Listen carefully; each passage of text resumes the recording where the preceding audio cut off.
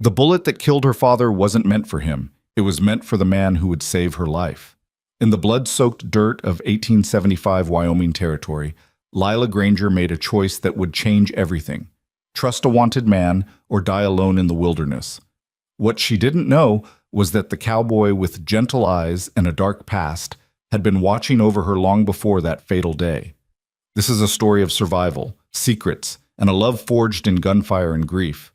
Stay with me until the end and comment what city you're watching from. I want to see how far this story travels. The Wyoming sun hung low and merciless over the overturned wagon, painting everything in shades of copper and blood.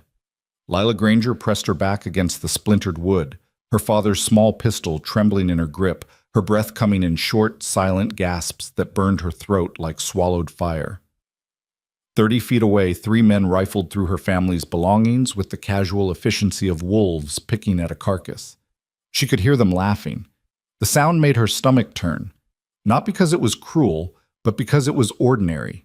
These men were discussing her father's pocket watch, her mother's silver hairbrush, the value of their horses, as if they hadn't just murdered a man in cold blood not 20 minutes earlier.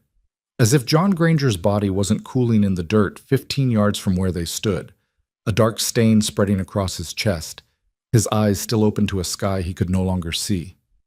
Lila had watched him die, had held his hand as the light left his eyes, as his lips formed words that never came, as the thunder of hoofbeats faded into the distance and left them alone with the wind and the dying.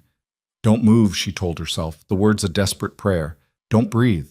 Don't let them know you're here. Her father had shoved her behind the wagon in those final seconds before the bullets flew, had used his last moment of strength to hide her in the shadows, while he faced the men who'd been trailing them since Fort Laramie. She'd wanted to scream, to fight, to do something other than cower like a rabbit in the brush. But John Granger had looked at her with eyes that held 20 years of love and the certain knowledge of death, and he'd whispered one word, live. So she'd hidden. She'd bitten her lip until it bled to keep from crying out as the gunshots cracked across the prairie. She'd pressed her face into the dusty earth and listened to her father's last breath rattle from his lungs. And now she waited, heart pounding so hard she was certain they could hear it, while 3 murderers decided what to do with the wreckage of her life. Check the strong box again, one of them said, a tall man with a scar running from his eyebrow to his jaw, the one who'd fired the first shot. Old man said he had 200 in gold. Ain't found but 30. Maybe he was lying. This from a younger man, barely older than Lila's 22 years, with nervous hands and a voice that cracked. Maybe he didn't have no gold at all. He had it. The third man spoke with absolute certainty, his voice rough as creek gravel. Saw him counted out in Fort Laramie 3 days back. 200 in gold eagles fresh from the bank. He's got it hid somewhere. Lila's fingers tightened on the pistol grip. The gold was in her dress pocket, sewn into the lining by her father's careful hands the night before they'd left Fort Laramie. He'd known. Somehow, he'd known they were being followed, that trouble was coming. He'd given her the gold, the deed to land he'd never lived to see, and a letter of introduction to his old war friend in Silver Creek. One last chance, Lila girl, he'd said, pressing the papers into her hands. One last chance to build something good. Now he was dead, and that chance was slipping away with every second she remained trapped behind this wagon. Girl's got to be here somewhere, Scarface said, his boots crunching on broken glass as he circled the wagon. Saw her plain as day when we rode up. Pretty little thing in a blue dress. Lila looked down at her dusty blue cotton, now stained with her father's blood and the red dirt of Wyoming. Her heart hammered against her ribs. Maybe she ran, the young one offered. Maybe she's halfway to Whispering Pines by now. On foot? In this heat? She'd be dead before sunset. The gravel-voiced man laughed, a sound like bones rattling in a box. Nah, she's close, probably watching us right now, scared as a cornered cat. He wasn't wrong. Lila could feel the fear like ice water in her veins, cold and paralyzing. Her finger rested on the trigger of her father's pistol, a Colt 31 that she'd fired exactly 3 times in her life, all at tin cans lined up on a fence post back in Missouri. She had 5 shots. There were 3 men. The mathematics of survival had never seemed so impossibly complex. We find her, we find the gold, Scarface announced, his voice taking on a commander's tone. "Jake, you check the north side. Donnie, you take the—" The words died in his throat as a new sound cut through the afternoon air. Hoofbeats, steady and purposeful, coming fast from the east. Lila's breath caught. The three men froze, hands dropping to their guns with the instinctive speed of practiced killers. She risked a glance through a gap in the wagon boards and saw him, a single rider cresting the low hill about 200 yards out, silhouetted against the burning sky. "Hell," Jake muttered. "That's—" "I know who it is," Scarface interrupted, and for the first time Lila heard something other than confidence in his voice, something that might have been fear. "Mount up, now." But the girl— "Now, Jake, unless you want to explain to Cole Mercer why you're picking over a dead man's belongings." The name meant nothing to Lila, but the effect it had on the three outlaws was immediate and profound. They scattered like startled crows, scrambling for their horses with a speed that suggested this Cole Mercer was someone even killers feared.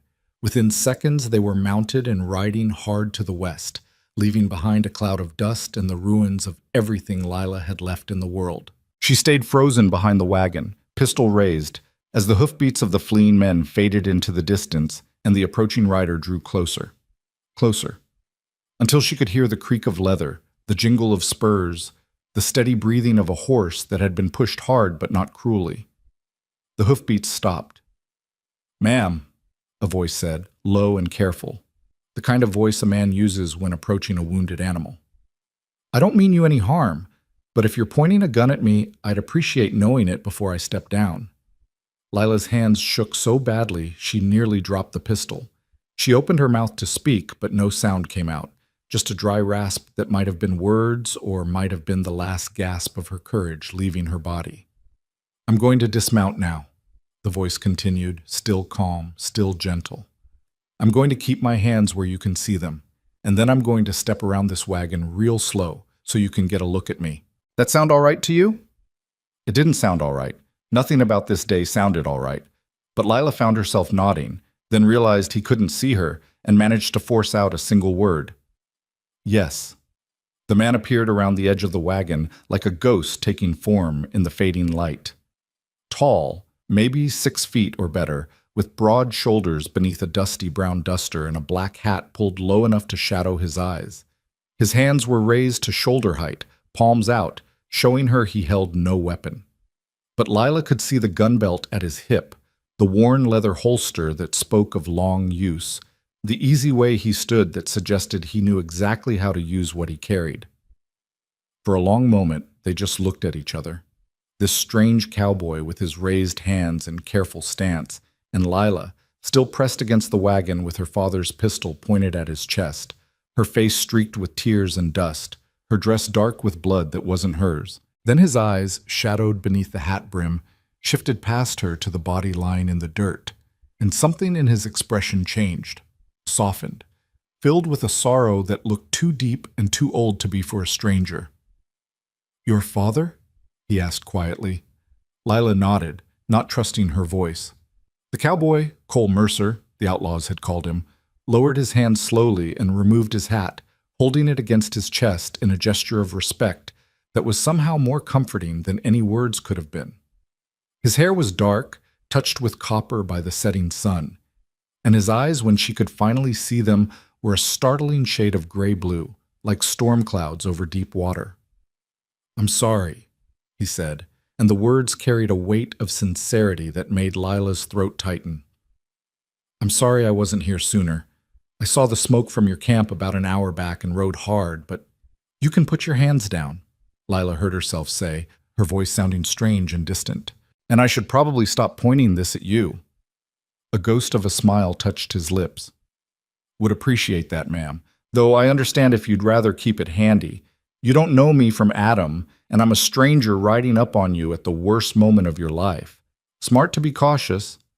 But Lila found she wasn't afraid of him, not the way she'd been afraid of the three outlaws, not with that sick instinctive terror that came from recognizing a predator.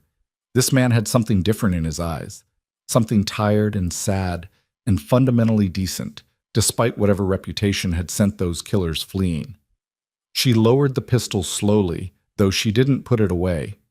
Cole Mercer nodded, accepting this, and settled his hat back on his head. Those men who just rode out, did they hurt you? No, my father, he hid me. Before they could, the words stuck in her throat like broken glass. All right. Cole's voice remained steady, gentle. That's all right. You don't have to explain. I can see what happened here. He looked around at the overturned wagon, the scattered belongings, the two dead horses shot where they'd stood in their traces. His jaw tightened almost imperceptibly, but his voice stayed calm when he spoke again. My name's Cole Mercer. I work at the Pierce Ranch about 15 miles south of Whispering Pines. I'm here to help you bury your dead and get you somewhere safe. If you'll let me. Lila stared at him, this stranger offering help with such simple certainty, as if there was nothing unusual about riding into a scene of murder and robbery and calmly offering to dig a grave. Part of her wanted to refuse, to maintain some shred of independence, to prove she could handle this alone. But the larger part, the part that was 22 years old and terrified and standing next to her father's body with the sun going down, knew the truth. She couldn't do this alone. Why? The question came out barely above a whisper. Why would you help me? You don't even know me. Cole Mercer looked at her for a long moment, those storm cloud eyes holding hers with an intensity that should have been uncomfortable, but somehow wasn't. When he spoke, his words were simple and true. You don't have to know someone to know they need help, ma'am. And you don't have to know someone to do what's right. Something in Lila's chest cracked open at those words. Some final barrier between the girl she'd been this morning and the woman she'd have to become to survive what came next.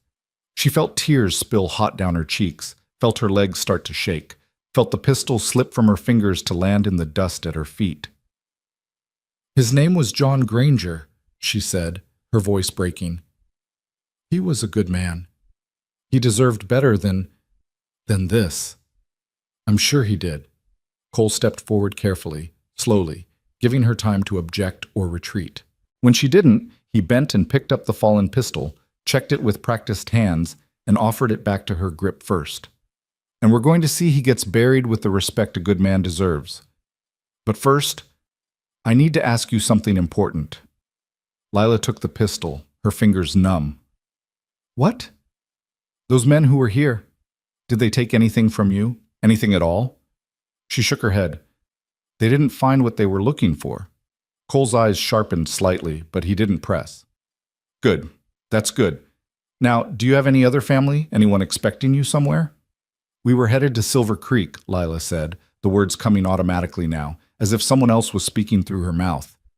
My father had a friend there, Donovan Pierce, from the war. Something flickered across Cole's face. Recognition, maybe, or surprise. Donovan Pierce of the Pierce Ranch? Yes, do you know him? I work for him, Cole said quietly. He's a good man. One of the best I've ever known. If your father was his friend, then you've got safe harbor waiting for you, Miss Granger. Lila Granger. Miss Granger. Cole inclined his head slightly, a gesture that was somehow both respectful and comforting. I'm going to help you through this, but we need to move fairly quick. Sun's going down, and this isn't country to be out in after dark. Can you tell me where you'd like your father buried? Lila looked around at the endless prairie, the rolling hills that stretched to every horizon, the vast emptiness that had swallowed her father's last breath. She'd never felt so small, so lost, so utterly alone in all her life. Then her eyes found it. A solitary elm tree about 50 yards to the north, standing alone on a low rise, its branches spreading wide against the darkening sky. Her father had loved trees, had talked endlessly about the forests of Missouri, about shade and shelter and the way leaves sounded in the wind. He'd been headed west to claim land, to build a house, to plant an orchard. He'd wanted to grow things in this harsh country. There, she said, pointing to the elm, under that tree, so he'll have shade. Cole followed her gaze and nodded. It's a good spot, peaceful. Can you gather what belongings you want to keep while I prepare the site?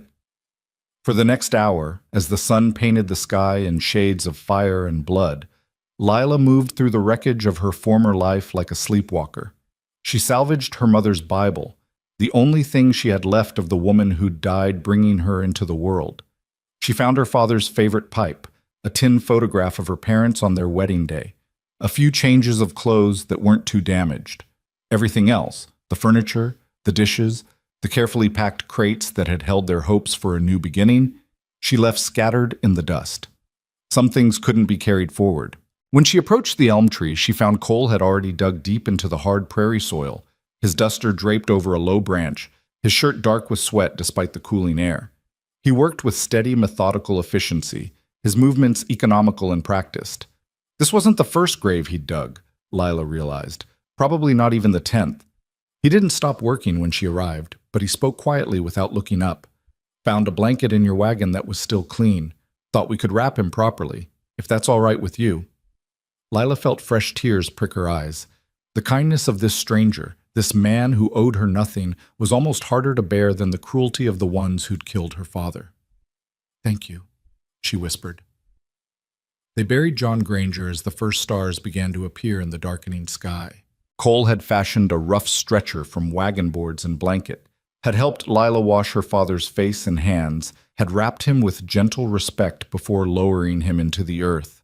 Lila read from her mother's Bible, the 23rd Psalm, though her voice shook so badly she could barely form the words. Cole stood with his hat over his heart, head bowed, and when she faltered, he picked up the reading in a low, steady voice that carried across the prairie like a prayer. "Yea, though I walk through the valley of the shadow of death, I will fear no evil, for thou art with me." When the last shovelful of earth was placed and a simple cross fashioned from wagon wood marked the spot, Lila stood in the gathering darkness and felt the full weight of her loss settle over her like a physical thing. She was alone now. Truly, completely alone. An orphan at 22, with nothing but the clothes on her back, her father's gold hidden in her dress, and a letter of introduction to a man she'd never met. "Miss Granger," Cole said quietly, breaking into her thoughts, "I don't mean to rush you, but we need to make a decision. It's full dark soon, and those men who were here earlier, they might decide to come back once they figure I've moved on. We can make camp here if you want, but I'd recommend riding for Whispering Pines. It's only about 8 miles north, and they've got a proper hotel where you can rest safe." Lila looked at the fresh grave, at the cross standing stark against the starlight, and felt something harden in her chest. Her father had died trying to get her to safety, to give her a chance at the life he'd dreamed for her. She wouldn't dishonor that by getting herself killed in the wilderness out of sentiment. "Whispering Pines," she said firmly. "Let's go." Cole nodded and moved to gather her salvaged belongings, but Lila stopped him with a hand on his arm. He went still at her touch, looking down at her with those storm cloud eyes that seemed to see more than they should. "Why are you doing this?" she asked again, needing to understand. "Those men, they were afraid of you.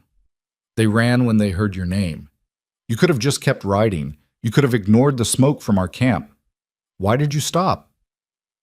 Cole was quiet for a long moment, his gaze distant, as if he were looking at something far beyond the darkening prairie. "Because a long time ago," he finally said, his voice rough with old pain, "I needed help and nobody came. I learned what it costs when good people ride on by and leave someone to face their nightmares alone. I swore I'd never be that person, never ride past someone in need if I had the power to help." He looked down at her hand still resting on his arm, then back to her face. "Your father sounds like he was a brave man, Miss Granger. Sounds like he fought to protect you with his last breath.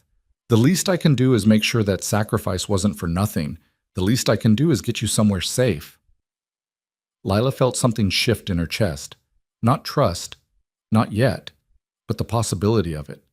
This stranger with the dangerous reputation and the gentle hands who'd stopped to help when he could have ridden on, who dug a grave in hard ground as the sun went down, who spoke of honor and sacrifice as if they still meant something in this harsh country.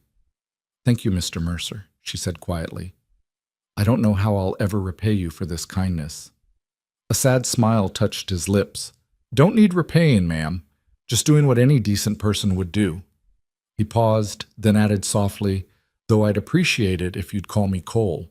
Mr. Mercer makes me feel like my father, and that's not a comparison I'm eager to claim." "Cole, then," Lila agreed. "And I'm Lila. Just Lila." "All right, just Lila." The small attempt at humor didn't quite reach his eyes, but Lila appreciated the effort. Let's get you to town before the temperature drops much more. The ride to Whispering Pines passed in a blur of starlight and steady hoofbeats. Cole had provided Lila with one of the dead horse's saddles, rigged to his own mount so she could ride behind him, her arms wrapped around his waist for balance, her few belongings secured in his saddlebags. She should have been uncomfortable, pressed close to a strange man in the darkness, but exhaustion and grief had burned through her capacity for propriety. She simply held on and let him guide them through the night. Cole spoke occasionally, pointing out landmarks she couldn't see in the darkness, warning her when the horse would step over rough ground, keeping up a quiet stream of gentle conversation that asked nothing of her but kept the silence from becoming oppressive. He told her about Whispering Pines, a small ranching town of maybe 200 souls, with a general store, a church, a hotel, and a saloon that served surprisingly good steak on Saturdays. He described the country they were riding through, the way it would look in daylight, the cattle ranches that dotted the hills, the creek that ran year-round and gave the town its name. He didn't ask about her father, or what had happened, or where she was planning to go. He didn't press for details or expect her to explain her life to him. He just rode steady and true through the darkness, and somehow that quiet competence was more comforting than any words could have been. They reached Whispering Pines just before 9 o'clock, the scattered lights of the town appearing like earthbound stars in the distance. As they rode down the main street, really the only street, Lila saw what Cole had described, a row of simple wooden buildings, a church with a white steeple, a hotel with a painted sign proclaiming clean rooms, fair prices, and sure enough, a saloon from which came the sound of a piano and rough male laughter. Cole guided the horse to the hotel and dismounted smoothly before reaching up to help Lila down. Her legs nearly buckled when her feet touched the ground. She'd been riding for hours, and before that, crouched behind the wagon in terror. Her body felt like it belonged to someone else, all strange angles and unreliable joints. Cole steadied her with a hand at her elbow, his grip firm but gentle. "Easy now. Take a minute to get your bearings." "I'm fine," Lila said automatically, though they both knew it was a lie. "Of course you are," Cole agreed mildly, not letting go until she was steady on her feet. "But you've had a hell of a day, and there's no shame in admitting it. Come on, let's get you inside." The hotel lobby was small but clean, with worn but serviceable furniture and a desk where a middle-aged woman with kind eyes looked up from her ledger as they entered. Her expression shifted from welcome to concern as she took in Lila's disheveled appearance, the blood on her dress, the haunted look in her eyes. "Good Lord, Cole," the woman said, coming around the desk. "What happened?" "Trouble on the trail, Mrs. Hendricks," Cole said quietly. "Miss Granger here lost her father to bandits this afternoon. She needs a room, a hot bath, a meal, and somewhere safe to rest. Can you help her?" Mrs. Hendricks' face softened with immediate sympathy. Of course, you poor dear." She turned to Lila and took her hands in a gentle grip. "I'm so sorry for your loss, Miss Granger. Come with me. I'll get you sorted out right away. Cole, you'll stay for coffee at least?" "Can't tonight, ma'am. Need to ride out to the ranch and let Mr. Pierce know what's happened." He looked at Lila, and something in his expression made her chest tighten. Miss Granger's father was headed to see Donovan. They were old friends from the war. "I expect he'll want to know about this." "Oh, that's right. Donovan did mention expecting a visitor." Mrs. Hendricks squeezed Lila's hands. "Well then, you're practically family already, dear. Donovan's a good man and he'll see you right. You don't have to worry about anything now." But Lila found herself worrying about one thing in particular as Mrs. Hendricks began to usher her toward the stairs. She turned back to Cole, who was already heading for the door. "Wait," she called out, and he stopped, looking back at her with those storm cloud eyes. Will I see you again?"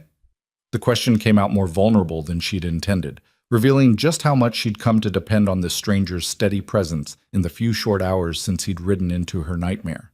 Cole's expression softened. "I expect so, Miss Granger. The Pierce Ranch isn't far, and I'll need to bring Mr. Pierce to town when he comes to meet you.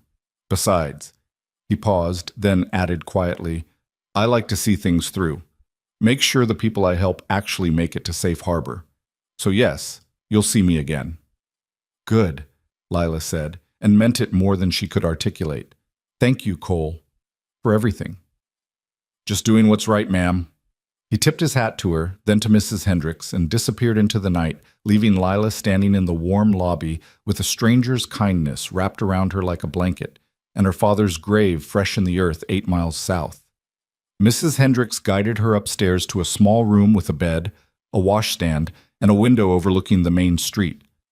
While Lila stood numbly in the center of the space, the older woman busied herself building a fire, heating water, laying out clean towels with brisk efficiency. "I'll bring up some stew and bread in a bit," she said, her voice gentle. "And I've got a nightdress you can borrow. We're about the same size, I think. You just wash up and try to rest, dear. Tomorrow will be soon enough to figure out what comes next." Lila nodded, not trusting her voice. When Mrs. Hendricks finally left, closing the door softly behind her, Lila sank onto the edge of the bed and let herself fall apart. She cried for her father, for the life they'd planned that would never be, for the fear that had gripped her behind that wagon, for the loneliness of an unmarked grave on an empty prairie. She cried until her throat was raw and her eyes burned, until there were no more tears left, only a hollow ache where her heart used to be. Then she washed her face in the basin of warm water Mrs. Hendricks had left, changed out of her blood-stained dress into the borrowed nightgown, and ate the stew that appeared outside her door like magic. She moved through these motions mechanically, her body obeying while her mind drifted somewhere far away, not quite ready to fully inhabit this new reality. Finally, as the town settled into quiet around her and the stars wheeled overhead in their ancient patterns, Lila lay down in a stranger's bed in a strange town and closed her eyes.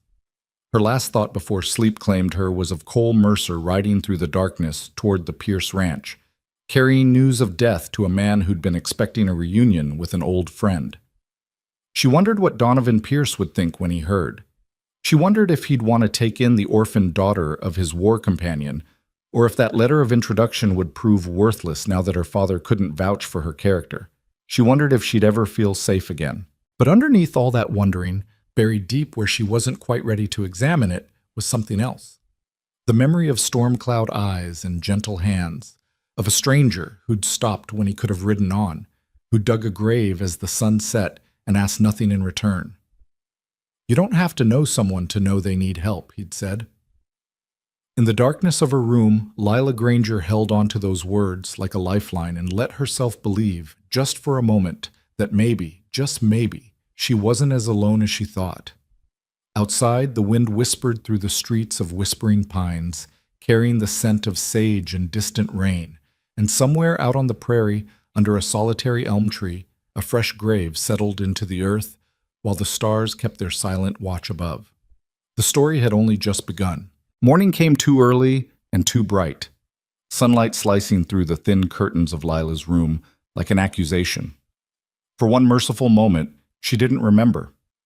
Then it all crashed back. Her father's death, the grave under the elm tree, the long ride through darkness with a stranger's arms the only thing keeping her from falling into the void. She lay still, staring at the unfamiliar ceiling, and wondered how the world could keep turning when hers had stopped completely. A soft knock at the door pulled her from the gray fog of grief. "Miss Granger, are you awake, dear?"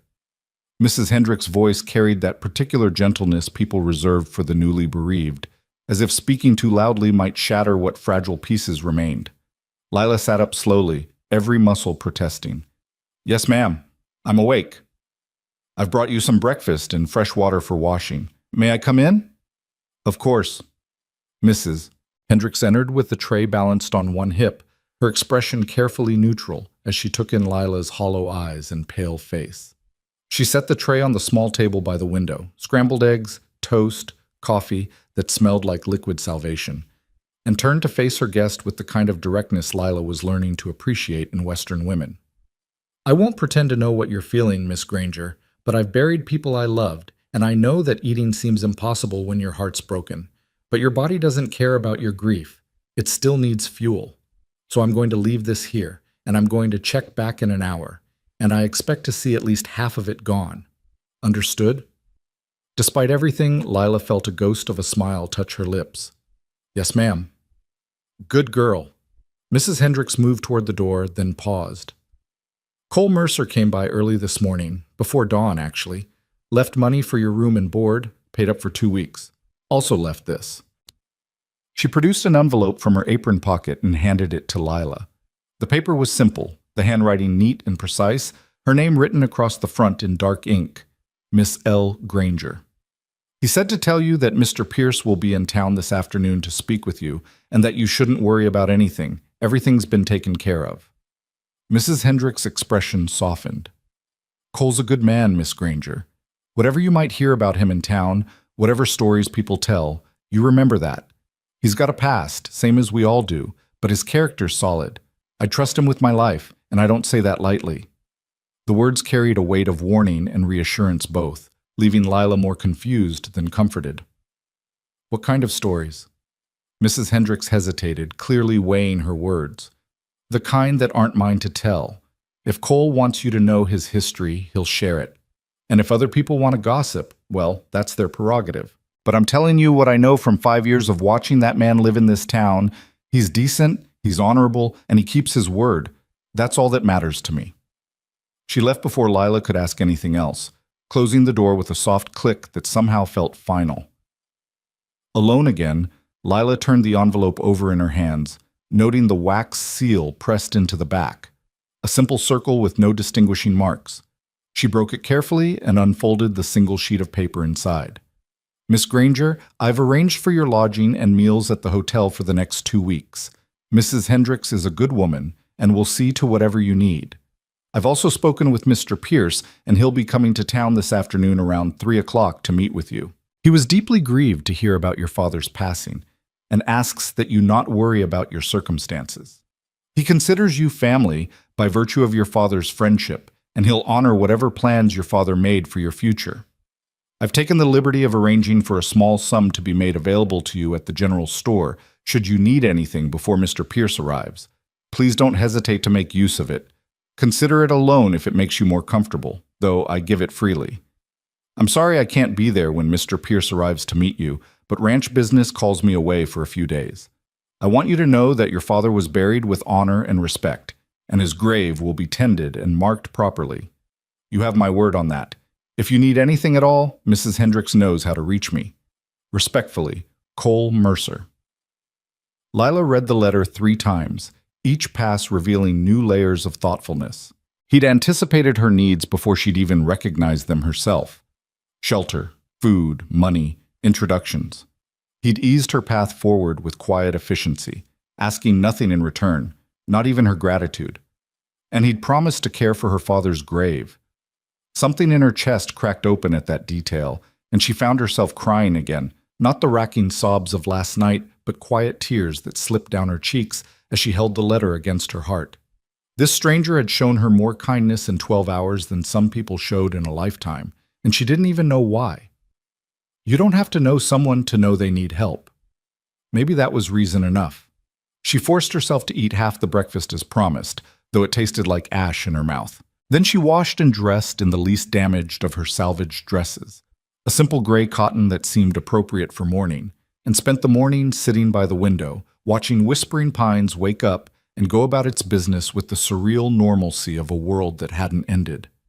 At precisely 3 o'clock, a handsome carriage pulled up in front of the hotel, driven by a gray-haired man with military bearing and eyes that had seen hard things. He climbed down with the careful movements of someone whose body remembered old wounds, straightened his vest with automatic precision, and disappeared into the hotel. 5 minutes later, Mrs. Hendricks knocked on Lila's door. "Mr. Pierce is here, dear. Are you ready?" Lila smoothed her skirt with trembling hands. "As ready as I'll ever be, sirs." She followed Mrs. Hendricks downstairs to the small parlor off the main lobby, where the gray-haired man stood examining a painting on the wall with the kind of attention that suggested he was giving her time to compose herself. He turned as she entered, and Lila saw her father's face ghost across his expression, recognition, memory, and then a sorrow so deep it made her own grief feel less lonely. "Miss Granger," he said, his voice roughened by emotion. "I'm Donovan Pierce. Your father and I served together in the war. He saved my life at Antietam, and I've considered him one of the finest men I've ever known." He paused, visibly struggling for control. "I'm so very sorry for your loss. John Granger deserved a better end than what found him on that trail." Lila's throat tightened. "He spoke of you often, Mr. Pierce. He said you were the bravest man he'd ever fought beside and the truest friend he'd ever known. Donovan's eyes grew bright. Did he? Well, he was too generous with his praise, as always, but I'm honored he remembered me kindly. He gestured to the chairs arranged by the fireplace. Please sit. We have much to discuss. They settled into the worn furniture, and Mrs. Hendricks appeared with coffee and cake that neither of them touched. For a long moment, Donovan simply looked at Lila, his expression unreadable. You have your mother's eyes, he finally said. John showed me a photograph once, years ago. Said you were the spitting image of her, and he was right. He shook his head slowly. He was so proud of you, Miss Granger.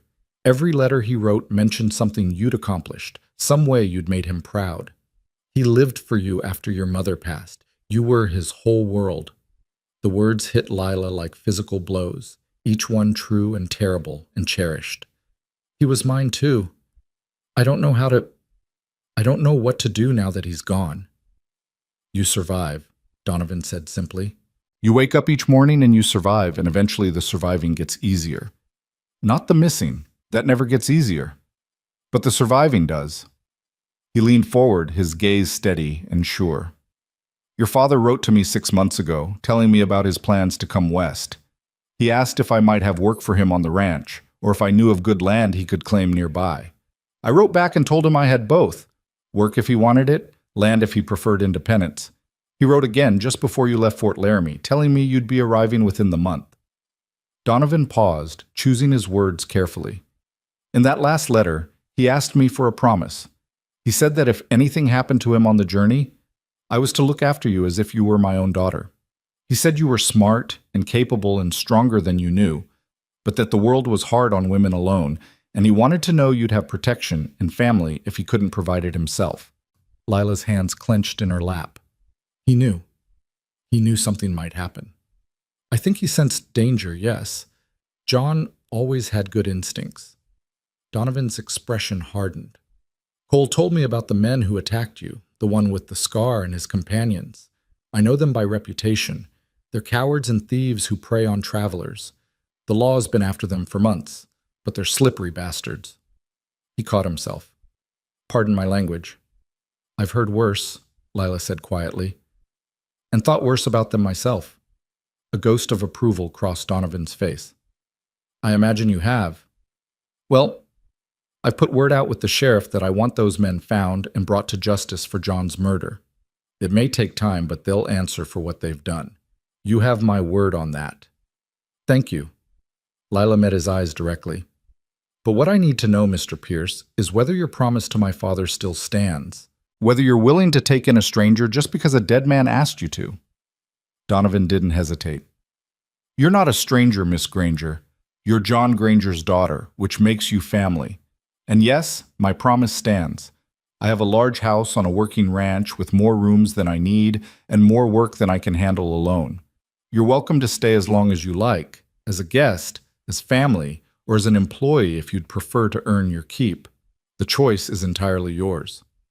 The relief that flooded through Lila was almost painful in its intensity. I'd prefer to earn my keep, if that's possible. I'm not afraid of hard work, and I'd rather be useful than ornamental. Spoken like John's daughter. Donovan smiled for the first time, and it transformed his stern features into something warm and welcoming. I can always use help with the books and correspondence. My foreman handles the ranch operations, but the business side has gotten complicated as we've expanded. If you've got a head for numbers and can write a decent letter, you'd be doing me a genuine service. I can do both, Lila assured him. My father made sure I was educated. I can read, write, cipher, and keep accounts. I even know a bit of Spanish and French. Then you're overqualified, and I'm fortunate. Donovan stood, offering her his hand. Welcome to the Pierce Ranch, Miss Granger. I think you and I are going to get along just fine. Lila took his hand, feeling the strength in his grip, the calluses that spoke of work done and hardship endured. Thank you, Mr. Pierce. I promise I won't be a burden. Call me Donovan, please. And the only burden would be you thinking you have to earn your place with me. You already have it, by right of your father's friendship and your own merit. He released her hand and moved toward the door. Now, I'm going to let you rest for tonight, but tomorrow I'll send a wagon to collect you and your belongings. The ranch is about 15 miles south and west. Beautiful country once you get used to the emptiness. We'll get you settled, and you can start whenever you feel ready." "Tomorrow is fine," Lila said quickly. "I'd rather not spend more time here than necessary. Not because of Mrs. Hendricks, she's been wonderful, but sitting idle with my thoughts isn't helping anything." Donovan nodded understanding. "Grief needs occupation. I learned that myself after I lost my wife 10 years ago. The work won't make you forget, but it'll give you somewhere to put the pain until you're ready to face it properly." He paused at the doorway. "One more thing. Cole Mercer is my foreman and lives on the ranch. I don't know what he told you about himself, but I want you to know that he's a good man who's had bad luck, and I trust him absolutely. If you hear stories about him in town, please give him the chance to explain before you make judgments." It was the second time someone had warned her about Cole's mysterious past, and Lila's curiosity sharpened. "What kind of stories exactly?" "The kind that aren't always true, and aren't always fair," Donovan said carefully. "The kind that follow a man who's been falsely accused and can't fully clear his name because the people with power don't want the truth to come out." His expression grew fierce. "Cole Mercer is one of the finest men I've ever known, Miss Granger. He saved my life, saved my ranch, and saved more people than I can count from trouble they didn't deserve. Whatever you hear about his past, remember that I know him, I trust him, and I'd stake my reputation on his character." The vehemence in his voice left no room for doubt about his convictions, even if it didn't answer Lila's questions. "I'll remember that. And for what it's worth, he was nothing but kind to me when I needed help most. I already know he's a good man, whatever his history might be." Donovan's expression softened. "I'm glad. He'll be pleased to know you made it safely to the ranch when he returns from his business in Cheyenne." After Donovan left, Lila returned to her room and discovered the full extent of Cole's generosity. On the dresser sat a small pile of items she hadn't noticed before: a new dress in deep blue cotton, a warm shawl, sturdy boots in what looked like her exact size, and a wide-brimmed hat suitable for the harsh western sun. Tucked beneath them was another note in that same precise handwriting. "Thought you might need these. The general store owner is good at guessing sizes." See, Lila held the dress against herself and found it fit perfectly. The boots, too. Even the hat sat comfortably on her head when she tried it on, shading her face from the mirror's reflection. How had he known? When had he arranged this? He must have gone to the store before dawn, must have described her to the owner, must have spent his own money to ensure she had what she needed. She didn't even know how to begin repaying such kindness. That evening, as Lila sat by the window watching the sun paint the western sky in shades of orange and gold, Mrs. Hendricks brought up dinner and stayed to chat. The older woman seemed to understand that Lila needed company, but not conversation, so she mostly talked about inconsequential things: the weather, the town's upcoming summer dance, the rancher's wife who'd just had twins. But eventually, inevitably, the conversation turned to Cole Mercer. "I suppose you're wondering about him," Mrs. Hendricks said, setting down her coffee cup with a delicate clink, "about why everyone speaks of him with such strange mix of respect and wariness." Lila hesitated, not wanting to seem like she was gossiping, but curiosity won out. "Mr. Pierce and you both warned me about stories, but nobody's told me what the stories actually are." Mrs. Hendricks sighed. "That's because they're complicated, dear, and most people don't know the full truth. What I'm about to tell you is what Cole told Donovan, who told me in confidence, so I'll ask you to keep it to yourself." "Of course." 5 years ago, Cole Mercer was a different man, young, idealistic, working as a deputy in a town called Silver Falls, about 200 miles east of here. He came from a good family, had prospects, was even engaged to be married. Mrs. Hendricks paused, her expression troubled. Then the judge's son and his friends robbed the bank, killed a clerk in the process, and framed Cole for the crime. Lila's breath caught. "What? Why?" "Because Cole had arrested the judge's son the month before for beating a saloon girl half to death, and the boy wanted revenge. He and his friends staged the robbery, wore masks, killed poor Mr. Henderson, who was just doing his job, and made sure witnesses saw someone matching Cole's description fleeing the scene. They planted evidence in Cole's room, testimony from paid liars, even found a prostitute willing to swear Cole had confessed to her in bed. Mrs. Hendrick's hands tightened around her cup. The trial was a farce. The judge, the boy's father, presided. The jury was stacked with the judge's friends. Cole's fiancée turned on him, claimed she'd always suspected he was violent and dishonest. They convicted him in less than an hour and sentenced him to hang. Horror washed through Lila. But he's here. He obviously didn't hang. No. The night before his execution, someone helped him escape. Nobody knows who, though there's speculation it was the real bank robber's conscience finally catching up to them, or maybe another deputy who knew the truth. Cole ran. He's been running ever since, working under his own name but staying one step ahead of the law that wants him dead for a crime he didn't commit. Lila stared at Mrs. Hendricks, trying to reconcile this story with the gentle man who'd buried her father and arranged for her care. But if he's innocent, why doesn't he fight the charges? Why doesn't he prove the truth? Because the judge is powerful, the witnesses are paid to lie, and the real criminals have covered their tracks too well. Cole tried for the first year, sent letters, hired lawyers, gathered evidence. But every door closed in his face. The judge made sure of it. Eventually, Cole realized the only way he'd get justice was if the real robbers confessed or the judge's son made a mistake, and neither seemed likely. Mrs. Hendricks met Lila's eyes squarely. So he chose to live his life as best he could, helping people where he found them, doing good work, building a reputation for honor and decency in the places that mattered. The law may call him a criminal, but everyone who actually knows him knows the truth. That's why those men ran when they heard his name, Lila said slowly, understanding dawning. Not because he's dangerous, but because he's got a reputation as someone who fights for people who can't fight for themselves. Exactly. Cole Mercer may be wanted for crimes he didn't commit, but he's also known as a man who doesn't abide bullies, thieves, or cowards. Those outlaws who killed your father knew that if Cole found them picking over a dead man's belongings, there'd be hell to pay, warrant or no warrant. Lila sat back, her mind reeling. She thought about the way Cole had handled her father's body with such gentle respect, the way he'd spoken about doing what was right, the way he'd arranged for her care without asking anything in return.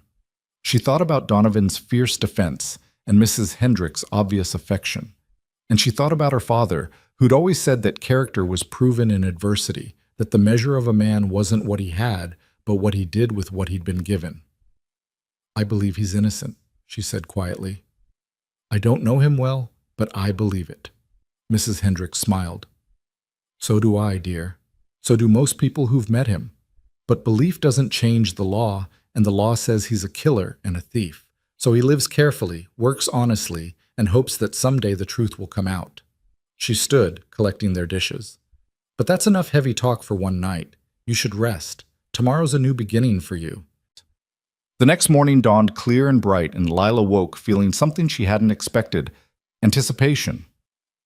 The grief was still there, would probably always be there, but underneath it ran a current of possibility. She was going to start a new life at the Pierce Ranch, going to make herself useful, going to honor her father's dream of building something good in this harsh country. The wagon arrived at 10 o'clock, driven by a cheerful young cowboy who introduced himself as Tommy Birch and insisted on carrying all of Lila's meager belongings himself, despite her protests. "Mr. Pierce would have my hide if I let a lady carry her own bags," he said with a grin that suggested he'd never encountered a hardship that could dim his good humor. "Besides, you're practically family, Miss Granger. Mr. Pierce told everyone how you're his old friend's daughter and how we're all to treat you respectful and make sure you settle in proper." The ride to the ranch took them through country that took Lila's breath away despite her grief.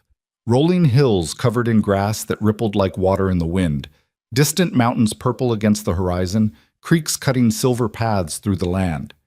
Tommy kept up a running commentary, pointing out landmarks and telling stories about the ranch, with the enthusiasm of someone who genuinely loved his work. "That's where Cole broke the Mustang nobody thought could be tamed," he said, gesturing to a wide meadow. "And over there's where we found the lost cattle during the blizzard last year. Cole tracked them through snow so deep it came up to the horses' bellies. Man's got a gift for reading land and animals both." There was that name again, spoken with the kind of respect that couldn't be faked. Whatever the law said about Cole Mercer, the people who worked with him clearly held him in high regard. The Pierce Ranch came into view as they crested a final hill, and Lila felt her breath catch.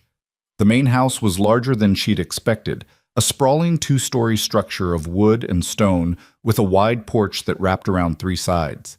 Outbuildings dotted the landscape, bunkhouses, barns, corrals, storage sheds, all well-maintained and purposeful. Cattle grazed in distant pastures, and horses moved in the nearest corral with the kind of sleek health that spoke of good care. It looked like exactly what it was, a successful ranch run by someone who understood the land and the business both. Donovan emerged from the house before the wagon had fully stopped, his face lighting with genuine welcome. "Miss Granger, welcome home." Home. The word settled into Lila's chest with unexpected weight. She'd lost one home when her father died, but maybe, just maybe, she was finding another. The next few hours passed in a blur of introductions and tours. Donovan showed her through the house, giving her a spacious bedroom on the second floor with windows overlooking the western hills and her own private washroom, luxuries she hadn't expected. He introduced her to Maria, the housekeeper who ran the domestic side of the ranch with cheerful efficiency, and to various ranch hands who tipped their hats and welcomed her with varying degrees of shyness and curiosity.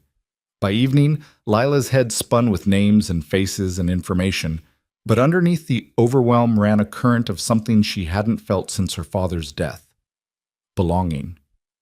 That night, after a dinner of beef stew and fresh bread eaten in the warm glow of Donovan's dining room, Lila stood on the upstairs balcony outside her room and watched the stars emerge in the darkening sky.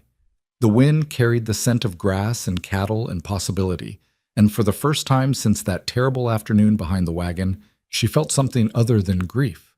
She felt hope. Somewhere out on the prairie, under a solitary elm tree, her father's grave marked the end of one journey. But here, on this ranch, in this vast country with these good people, another journey was just beginning.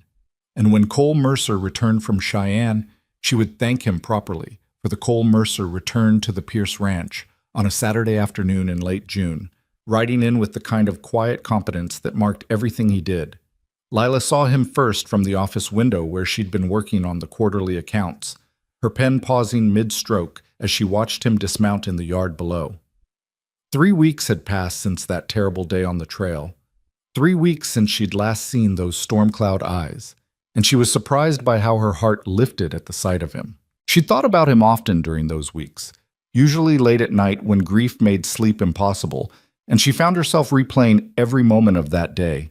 His steady voice in the darkness, his gentle hands helping her bury her father, the way he'd arranged everything for her comfort without ever making her feel like a charity case. She'd wanted to thank him properly, had rehearsed a dozen different speeches in her mind, but now that he was actually here, all her carefully prepared words evaporated like morning dew. By the time she made it downstairs, Cole was already deep in conversation with Donovan on the front porch, their heads bent over what looked like shipping manifests. She hesitated in the doorway, suddenly uncertain, but Donovan glanced up and waved her over with a smile. "Lila, perfect timing. Cole's just returned from Cheyenne with news about the cattle contracts." He turned to his foreman. "Cole, you remember Miss Granger?" "Of course." Cole removed his hat, and Lila saw something shift in his expression when he looked at her. Relief, maybe, or satisfaction at finding her safe and settled. "Miss Granger, it's good to see you looking well." "Thanks to you," Lila said, finding her voice at last. "Mr. Mercer, I need to thank you for everything you did for me. The room, the clothes, the arrangements with Mr. Pierce. It was far more than anyone could have expected, and I'm deeply grateful." A faint color rose in Cole's cheeks, as if her gratitude embarrassed him. "You needed help. I was able to provide it. That's all there is to it." "That's not all there is to it, and you know it," Lila insisted. "You went out of your way for a complete stranger, and I want you to know it meant everything to me. Still means everything." Cole met her eyes for a long moment, something unreadable passing across his face. "You're welcome, Miss Granger. I'm just glad you found safe harbor here." "She's been a godsend," Donovan interjected, clearly sensing the need to ease the tension. Already reorganized my entire filing system, caught 3 errors in the feed supplier's invoices, and managed to negotiate better terms on our freight contracts. I don't know how I managed before she arrived. I just applied basic accounting principles, Lila protested, though she couldn't help feeling pleased at the praise. Anyone with proper training could have done the same. Except nobody else did, Donovan countered. You've saved the ranch a considerable sum already, and you've only been here 3 weeks. I'd call that more than basic accounting. Cole's expression shifted to something that might have been approval. Always did say you needed someone who understood business, not just cattle. Sounds like you finally found her. That I did, Donovan clapped Cole on the shoulder. Now, you must be exhausted from the road. Why don't you get settled and we'll discuss the Cheyenne contracts at dinner? Lila's been joining me for meals since she arrived. I'd be pleased if you'd join us as well. We can make it a proper business discussion. Something flickered across Cole's face. Hesitation, maybe, or uncertainty. I wouldn't want to intrude on your hospitality, sir. I can take my meal with the hands like usual. Nonsense. You're my foreman, and this concerns ranch business. Besides, I think Miss Granger would appreciate hearing about your trip to Cheyenne. You passed near Fort Laramie, didn't you? Cole's eyes found Lila's, a question in them. She realized with a start what Donovan was suggesting. Cole had gone to her father's grave, had checked on it, had probably done whatever needed doing to ensure it was properly tended. I did pass through that area, Cole said carefully. Made a stop to see that everything was as it should be. Lila's throat tightened. And was it? It was. The grave's well marked now, with a proper headstone. Had it carved in Cheyenne before I rode out. White marble with his name, dates, and a line from that psalm you read at the burial. The Lord is my shepherd, I shall not want. Figured it was fitting. The tears came before Lila could stop them, hot and sudden, and full of a grief that was still too raw to be fully processed. Cole had done this. Had spent his own money on a marble headstone for a man he'd never met. Had chosen words that honored both her father and the moment they'd laid him to rest. Had cared enough to make sure John Granger didn't lie in an unmarked grave on the empty prairie. Thank you, she managed, her voice barely above a whisper. You didn't have to do that. I know, Cole said simply. But it seemed right. Donovan cleared his throat, his own eyes suspiciously bright. Well then, that settles it. Dinner at 6, Cole. I'll expect you at the house, and I won't take no for an answer. Dinner that evening was both easier and harder than Lila had anticipated. Easier because Donovan kept the conversation focused on business, the cattle contracts, shipping schedules, plans for expanding the breeding program.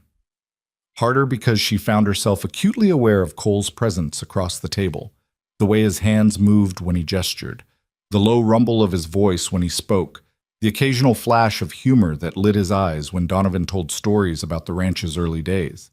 She'd thought she had his measure, had believed she understood who Cole Mercer was based on their brief encounter and the stories people told, but watching him now in the warm lamplight of Donovan's dining room, she realized there were depths to this man she hadn't begun to plumb. He spoke about cattle and land with the knowledge of someone who'd spent years studying both, discussed financial projections with the ease of an educated man, and treated Donovan with a respect that was clearly mutual and hard-earned.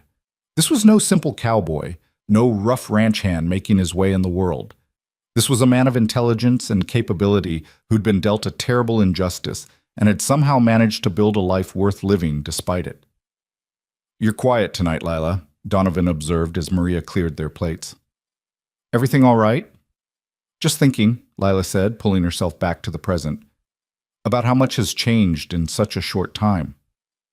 Change is the only constant out here, Cole said quietly. The land looks eternal, but everything's always shifting. Seasons, fortunes, circumstances. You learn to adapt or you don't survive. Spoken like a true frontiersman, Donovan said with a chuckle. Though I seem to recall you arrived here 5 years ago as green as spring grass, nearly got yourself killed trying to rope a wild stallion your second week.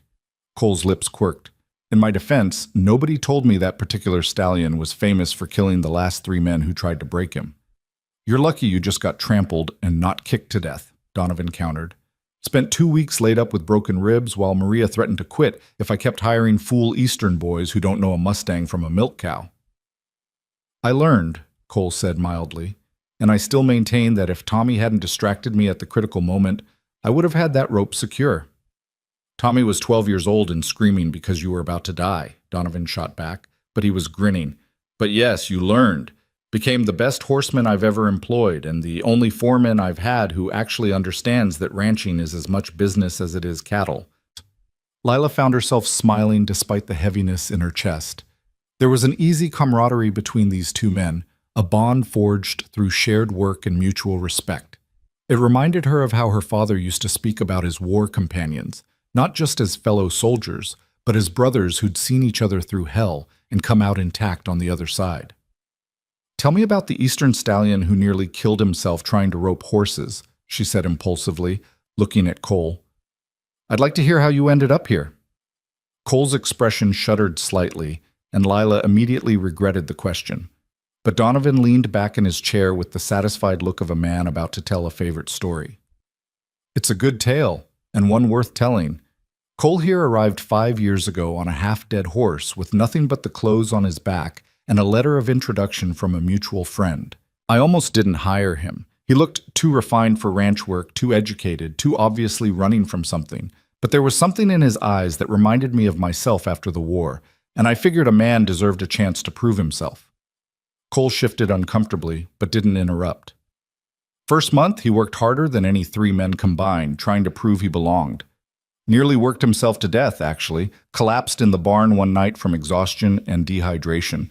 Maria found him and read me the riot act about working my employees into early graves. Donovan's expression softened. After that, I sat him down and told him the truth. He didn't have to prove anything to me. I'd already decided he had the job. What he needed to prove was that he could accept help when he needed it, could trust people, could let himself be part of something bigger than just survival. Lila's eyes found Cole's, saw the careful blankness he'd adopted to hide whatever he was feeling. And did you? Accept help, I mean? Eventually, Cole said quietly. Took me longer than it should have. I'd spent so long running, so long trusting no one, that I'd forgotten how to be part of a community. Donovan taught me that not everyone was out to betray me, that some people meant what they said and honored their commitments. Some people, Donovan said firmly, recognized a good man having a run of bad luck and decided to help him find his footing again. Best decision I ever made. Hiring you. This ranch wouldn't be half what it is without your work. The sincerity in Donovan's voice was unmistakable, and Lila saw Cole blink rapidly, as if fighting unexpected emotion. She understood suddenly that this was more than employer and employee, more even than friendship. Donovan had given Cole something precious and rare. A place to belong, a purpose, a reason to stop running and start building. Just as he was now giving her the same gifts. The conversation shifted to lighter topics after that, and by the time Lila excused herself to retire for the evening, she felt she understood both men better. Understood why Donovan defended Cole so fiercely, why the ranch hands respected him so completely, why her father had trusted his old war friend's judgment enough to send his daughter into Donovan's care. These were good men in a hard land, doing their best to build something lasting and true. As summer deepened and July burned hot across the Wyoming hills, Lila settled into the rhythms of ranch life with surprising ease. Her mornings were spent managing the business side of operations, correspondence with buyers, inventory tracking, payroll calculations, contract negotiations. Afternoons, she often spent learning the physical work of the ranch, despite Donovan's protests that she was hired for her mind, not her labor. I need to understand how everything works, she insisted, pulling on the riding gloves Tommy had given her. How can I manage the business if I don't understand the actual work being done? So Tommy taught her to ride properly, graduating her from the gentle mare she'd started with to increasingly spirited horses until she could handle most of what the ranch had to offer. The ranch hands showed her how to mend fence, how to read cattle for signs of illness, how to manage the complex logistics of moving livestock across vast distances. And slowly, almost imperceptibly, she became not just Donovan's bookkeeper, but a genuine member of the ranch community. Cole watched her progress with what seemed like quiet approval, though he kept a careful distance that Lila couldn't quite interpret. He was never unkind, always respectful, frequently helpful when she had questions about ranch operations. But there was a wall between them, invisible but unmistakable, as if he decided that maintaining professional boundaries was safer than allowing anything more personal to develop. It shouldn't have bothered her. She was here to work, to build a new life, to honor her father's memory by making something of herself in this hard country. She shouldn't care whether the ranch foreman maintained polite distance, but she did care. More than she wanted to admit. "You're staring at him again," Maria observed one afternoon in late July, catching Lila watching through the kitchen window as Cole worked with a young horse in the corral. Lila jerked her attention back to the vegetables she was supposed to be chopping. "I wasn't staring, I was just watching him work. He's very good with horses." "Mm-hmm." Maria's tone suggested she wasn't fooled for a second. "And I suppose you've been asking Tommy all those questions about Cole's daily schedule because you're just interested in ranch management." "I have been interested in ranch management," Lila protested, feeling her cheeks heat. "It's important to understand how all the pieces fit together. The only piece you seem interested in understanding is the one with storm cloud eyes and a gentle way with broken things." Maria set down her own knife and fixed Lila with a knowing look. "I've seen the way you watch him, Nina, and I've seen the way he tries very hard not to watch you back." Lila's hands stilled. "What do you mean?" "I mean that man looks at you when he thinks no one's watching, looks at you like a man dying of thirst looks at water. Then he catches himself and turns away, builds that wall higher, reminds himself of all the reasons he should keep his distance." Maria's expression softened. "He's protecting you in his way, protecting you from the complications his past would bring into your life." "That's not his decision to make," Lila said quietly. "No, but it's the decision he's made anyway. Cole Mercer is many things, but selfish isn't one of them. He won't let himself care for you the way he wants to because he believes you deserve better than a man with a price on his head." The words settled into Lila's chest like stones.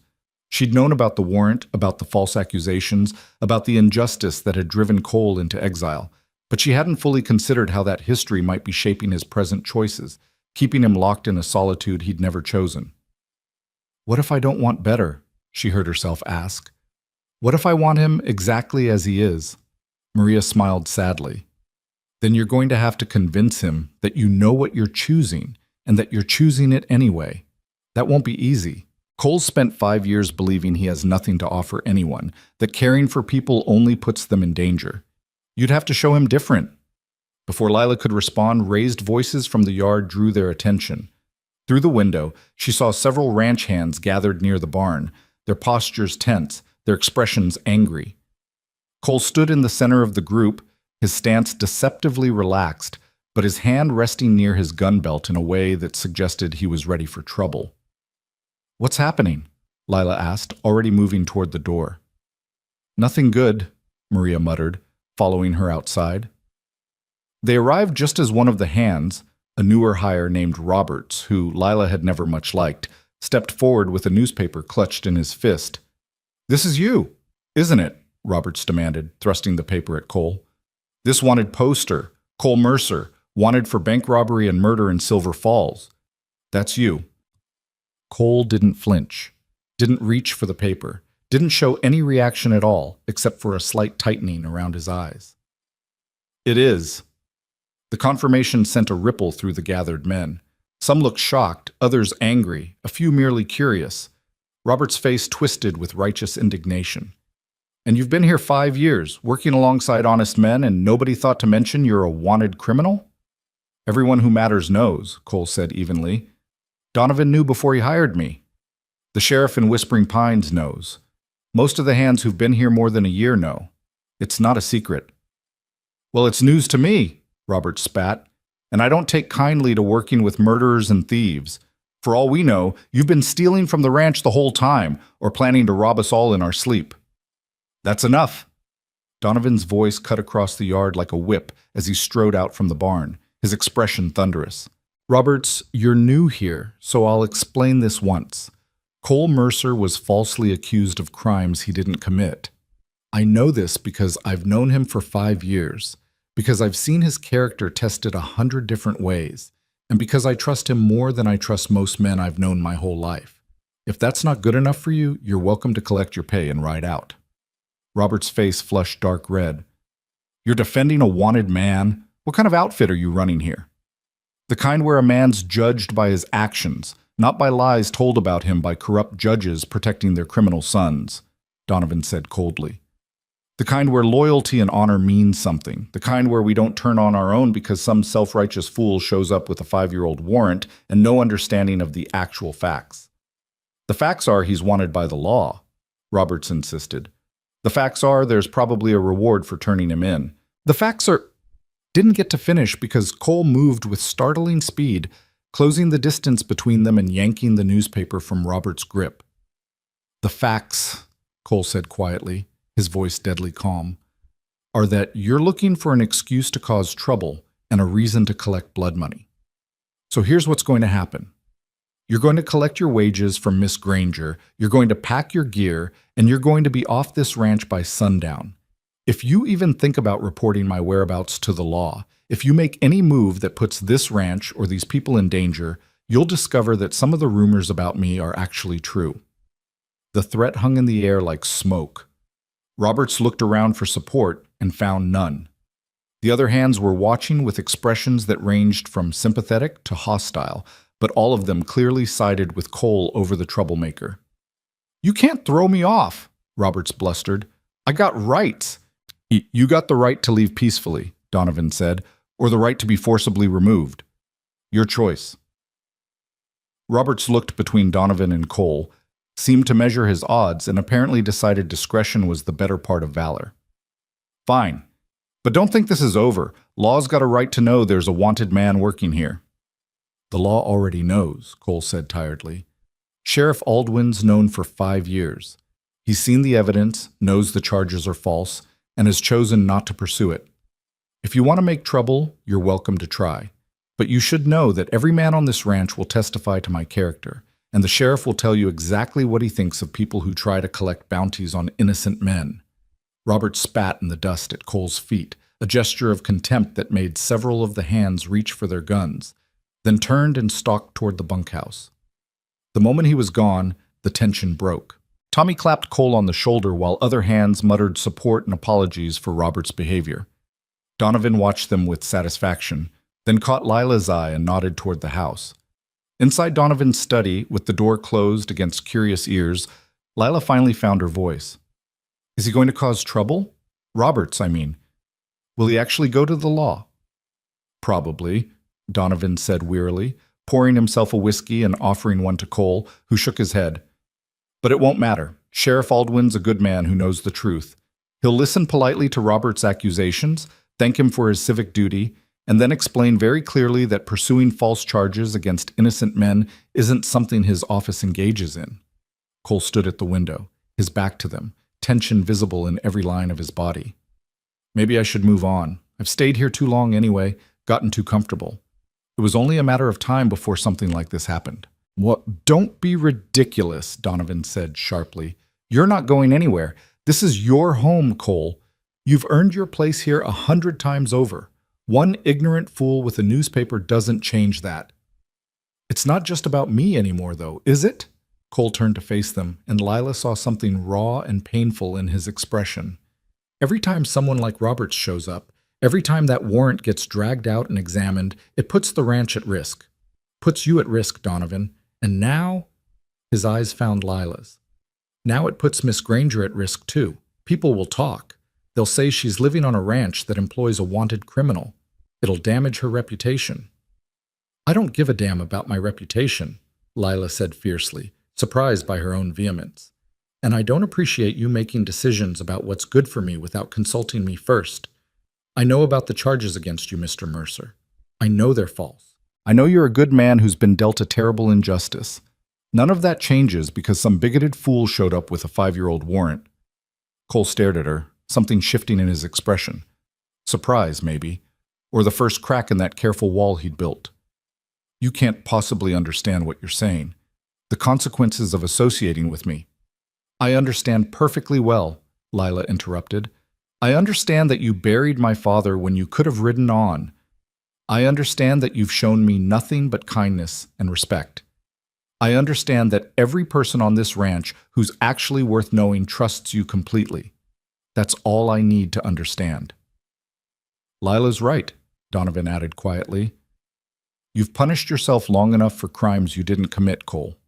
You've isolated yourself, kept people at arm's length, convinced yourself you don't deserve connection or comfort. But that stops now. You're not leaving this ranch, you're not running again, and you're damn well not making decisions about what's best for other people without giving them a say in the matter. Cole's jaw worked, emotions warring across his face. For a long moment, none of them spoke. Then he nodded slowly, something like surrender in the gesture. All right, I'll stay. But if this brings trouble down on the ranch, then we'll face it together, Donovan said firmly. The way we face everything else. As a family. The word hung in the air between them, heavy with meaning. Lila saw Cole's throat work, saw him blink rapidly against what might have been tears, and felt her own eyes sting in sympathy. This man who'd lost so much, who'd been betrayed so deeply, was finally allowing himself to believe he might have found something worth keeping. The confrontation with Roberts proved to be exactly the catalyst Lila hadn't known she needed. Something shifted after that day. Some barrier between her and Cole that had been slowly crumbling finally gave way completely. He stopped keeping such careful distance, stopped editing his words and monitoring his expressions around her. They began to talk, really talk, during chance encounters in the barn or the office. Conversations that ranged from ranch business to books they'd read to dreams they'd once held and lost. Lila learned that Cole had wanted to be a lawyer before his world collapsed, that he'd believed in justice and law with the fervor of the young and idealistic. She learned that he read poetry late at night when sleep wouldn't come, that he could quote Shakespeare and Whitman from memory, that there was a mind sharp and hungry for knowledge trapped in the body of a cowboy. And Cole learned about Lila's life before the trail, about her mother who'd died too young and her father who'd tried so hard to be both parents.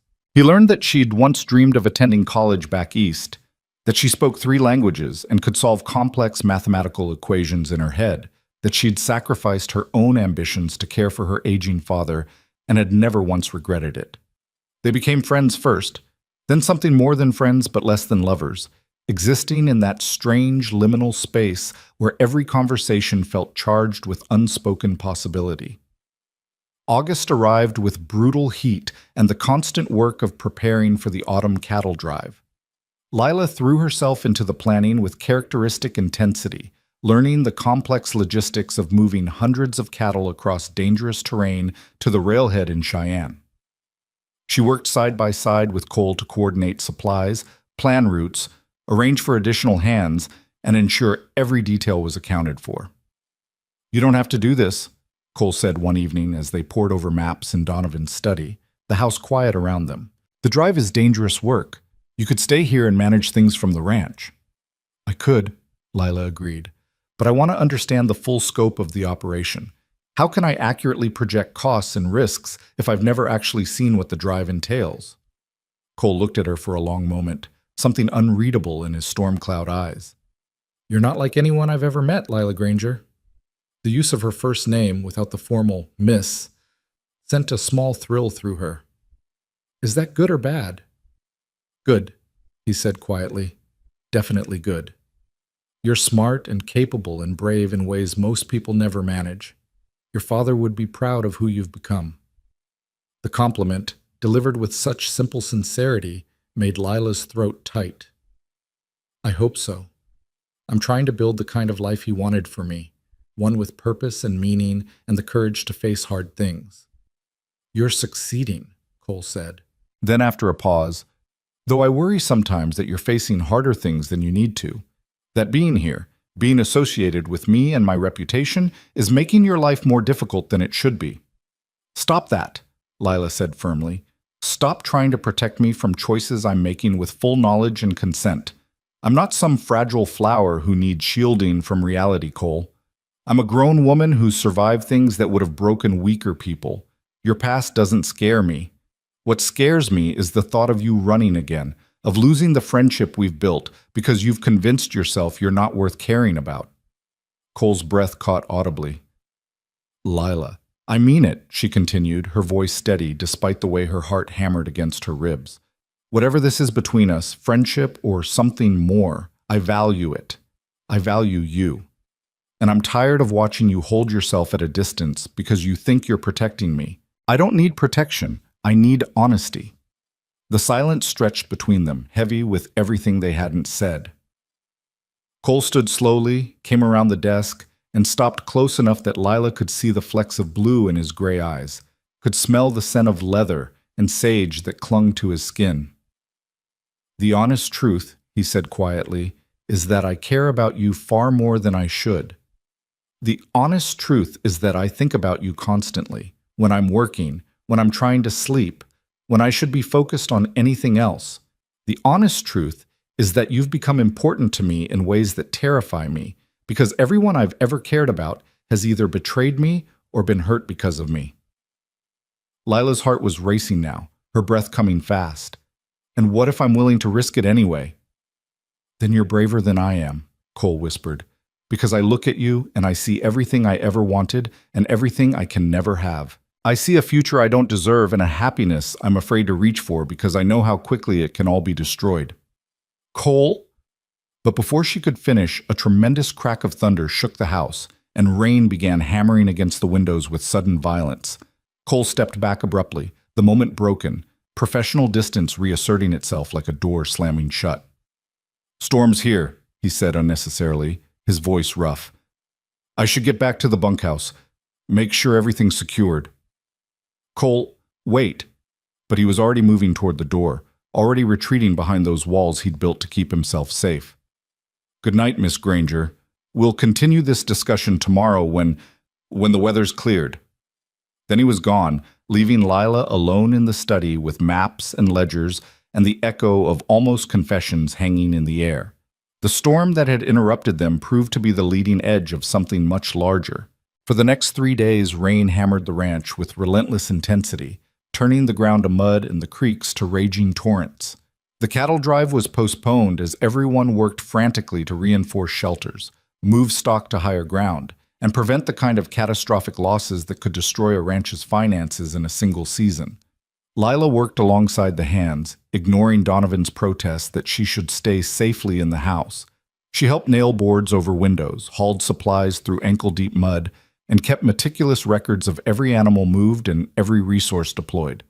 And through it all, she was acutely aware of Cole's presence, in the barn securing horses, on the ridge moving cattle, in the yard shouting orders over the roar of the storm.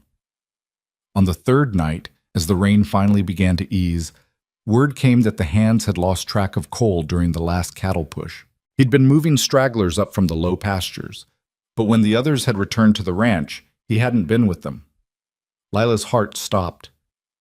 "How long has he been gone?" she demanded, catching Tommy's arm as he stumbled into the yard, soaked and exhausted. 2 hours? Maybe 3, Tommy said, his young face creased with worry. "Mr. Pierce sent riders out looking, but in this weather, in the dark." He didn't finish the sentence. He didn't have to.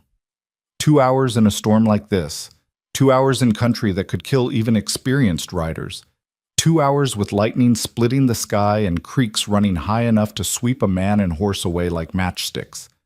Lila thought about their last conversation, about the things they'd almost said, about the wall Cole had rebuilt between them just when she'd thought it might finally come down. She thought about losing him before she'd had the chance to tell him that she didn't care about his past, about warrants or accusations or any of it, that she cared about him, the man he was now, the man he'd proven himself to be through 5 years of honest work and quiet decency. She thought about her father's grave under that elm tree, and she knew with sudden certainty that she couldn't lose someone else she cared about without fighting for them first. "I'm going to look for him," she announced, already moving toward the barn. "Miss Granger, you can't," Tommy protested. "It's too dangerous. Mr. Pierce can fire me if he wants," Lila shot back. "But I'm not sitting here doing nothing while Cole's out there in this storm. Now, are you going to help me saddle a horse, or am I doing it myself?" Tommy looked torn between duty and understanding, then made his decision. "I'll help, but I'm riding with you, and we're taking lanterns and rope. And if Mr. Pierce asks, this was entirely my idea." They rode out into the teeth of the dying storm, following the route Tommy said Cole would have taken with the stragglers. The rain had slowed to a steady drizzle, but the ground was treacherous, every step a potential disaster. Lila gripped her reins with white-knuckled intensity and tried not to think about all the ways this could go wrong. They found him an hour later, on foot, and leading his limping horse up from a swollen creek. He was soaked to the bone, favoring his left leg, and carrying a newborn calf wrapped in his jacket. When the light from their lanterns swept across his face, Lila saw exhaustion and pain, and something that might have been relief. "Cole!" She was off her horse before Tommy could stop her, splashing through the mud to reach him. "What happened? Are you hurt?" "I'm fine," he said automatically, though his voice was hoarse and his hands were shaking. "Horse threw a shoe crossing the creek, and I found this little one caught in the brush. Couldn't just leave her." Of course he couldn't. Even injured, even in danger, Cole Mercer couldn't leave a helpless creature to die. Lila felt something crack open in her chest, some final resistance to what she'd been feeling for weeks now. "You stubborn, impossible man," she said, but her voice was thick with emotion. "You could have died out here. But I didn't." Cole looked at her through the rain, his storm cloud eyes holding hers with an intensity that made breathing difficult. "Though I appreciate you coming to look for me. That was foolish and brave and exactly what I should have expected from you." "Someone had to," Lila said. "Someone had to show you that people care whether you make it home safe." Something shifted in Cole's expression, some wall finally crumbling for good. "Lila, don't," she interrupted. "Don't pull away again. Don't rebuild those walls. Not after this. Not after I've spent the last 3 hours terrified I'd lost you before I could tell you that I don't care about your past. I care about you. The man standing in front of me right now, the man who risks his life to save newborn calves and refuses to leave people behind and buries strangers with honor and respect. That's who I care about, Cole Mercer. And if you try to convince me I shouldn't, I swear I'll..." He kissed her. One moment she was standing in the rain, words pouring out of her in a desperate attempt to make him understand. The next, his free hand was cupped against her cheek, and his lips were on hers. And the storm, and the mud, and Tommy's shocked gasp all faded into insignificance. The kiss was gentle and fierce all at once, tasting of rain and desperation, and something that might have been hope. When they finally broke apart, both breathing hard, Cole pressed his forehead against hers and whispered words that felt like a vow. "I come back safe because I have a reason now. You're my reason, Lila. You've been my reason since that first night I found you behind that wagon, though I didn't want to admit it. I can't promise you an easy life. I can't promise the past won't catch up with us, but I can promise that I'll keep coming back as long as you'll have me." Lila's hands fisted in his wet shirt, holding him close despite the rain and the cold and Tommy's presence and the calf bleeding between them. "I'll have you, Cole Mercer. False accusations and all. Now let's get you home before you catch your death and break that promise before I've even had a chance to properly claim it." They rode back to the ranch together through the last of the storm, Cole on Tommy's horse since his own was too lame to carry weight, Lila riding close enough that their stirrups bumped with every step. The newborn calf was wrapped in Cole's jacket and cradled carefully, and when they finally reached the barn, Donovan was waiting with dry blankets and hot coffee and a knowing look that suggested he'd anticipated this development long before either of them had admitted it. "About damn time," was all he said, wrapping Cole in a blanket and steering them both toward the house. "Maria's got hot water ready for baths, and I expect you both to get warm and dry before you catch pneumonia. We'll discuss this new development in the morning, after you've both had actual sleep and can think straight." But Lila didn't need sleep to think straight. She'd never been more certain of anything in her life than she was of this, of Cole, of the feeling that had been growing between them for months, of the future they might build together despite all the obstacles in their way. The storm had passed, both outside and in its wake, everything looked different, clearer, full of possibility. As she finally climbed the stairs to her room, wrapped in warm blankets and with Cole's kiss still burning on her lips, Lila thought about her father and the life he'd wanted for her. He'd dreamed of her finding love, finding safety, finding courage. She'd found all three in the most unexpected place, and she wasn't letting any of it go. Morning brought clarity and consequences in equal measure. Lila woke to pale sunlight streaming through her window and the realization that everything had changed the night before.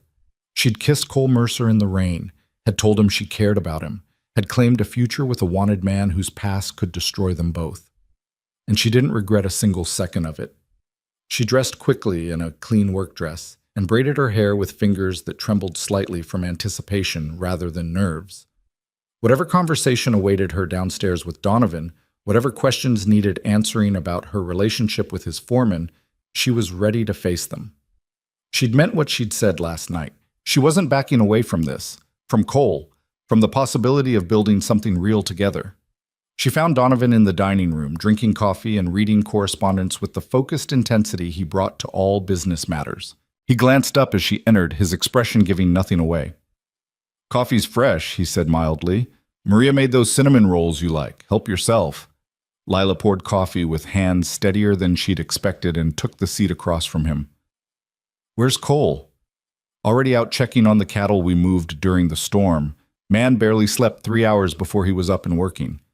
Donovan set down his papers and fixed her with a look that was equal parts paternal concern and pragmatic assessment. "We need to talk, Lila." "I know." "Do you?"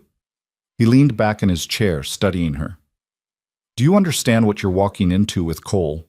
Not just the romance of it, the actual practical reality of caring for a man who's wanted by the law, who can't clear his name, who might have to run at any moment if the wrong person decides to make trouble." "I understand," Lila said quietly. "I understand that it's complicated and difficult and potentially dangerous. I understand that people will judge me for it, that it could affect my reputation and my prospects. I understand all of that, Donovan, and I'm choosing it anyway." "Why?" The question was blunt but not unkind. "You're young, educated, beautiful.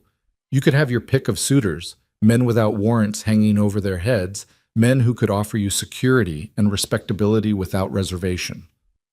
Why choose the hardest path?" Lila thought about the question, about all the easy answers she could give. Because Cole saved her father's grave. Because he'd been kind when she needed it most. Because he made her feel safe and seen and valued. But the truth was simpler and more profound than any of those things. "Because when I'm with him, I'm not afraid," she said finally. "I've spent 3 months being terrified. Terrified I'd lose everything. Terrified I wouldn't survive out here alone. Terrified the grief would swallow me whole. But when I'm with Cole, all that fear quiets. He doesn't try to protect me from the hard things or pretend the world is gentler than it is. He just stands beside me and makes me believe I'm strong enough to face whatever comes. That's worth more to me than all the security and respectability in the world." Donovan's expression softened. "He feels the same way about you, you know. Told me this morning that you'd given him something he thought he'd lost forever when he was framed. Hope. Said you made him remember what it felt like to want a future instead of just enduring the present." Lila's throat tightened. "He said that?" "He did. Also asked my permission to court you properly, which I found both respectful and slightly amusing given that you two already declared yourselves to each other in the middle of a thunderstorm."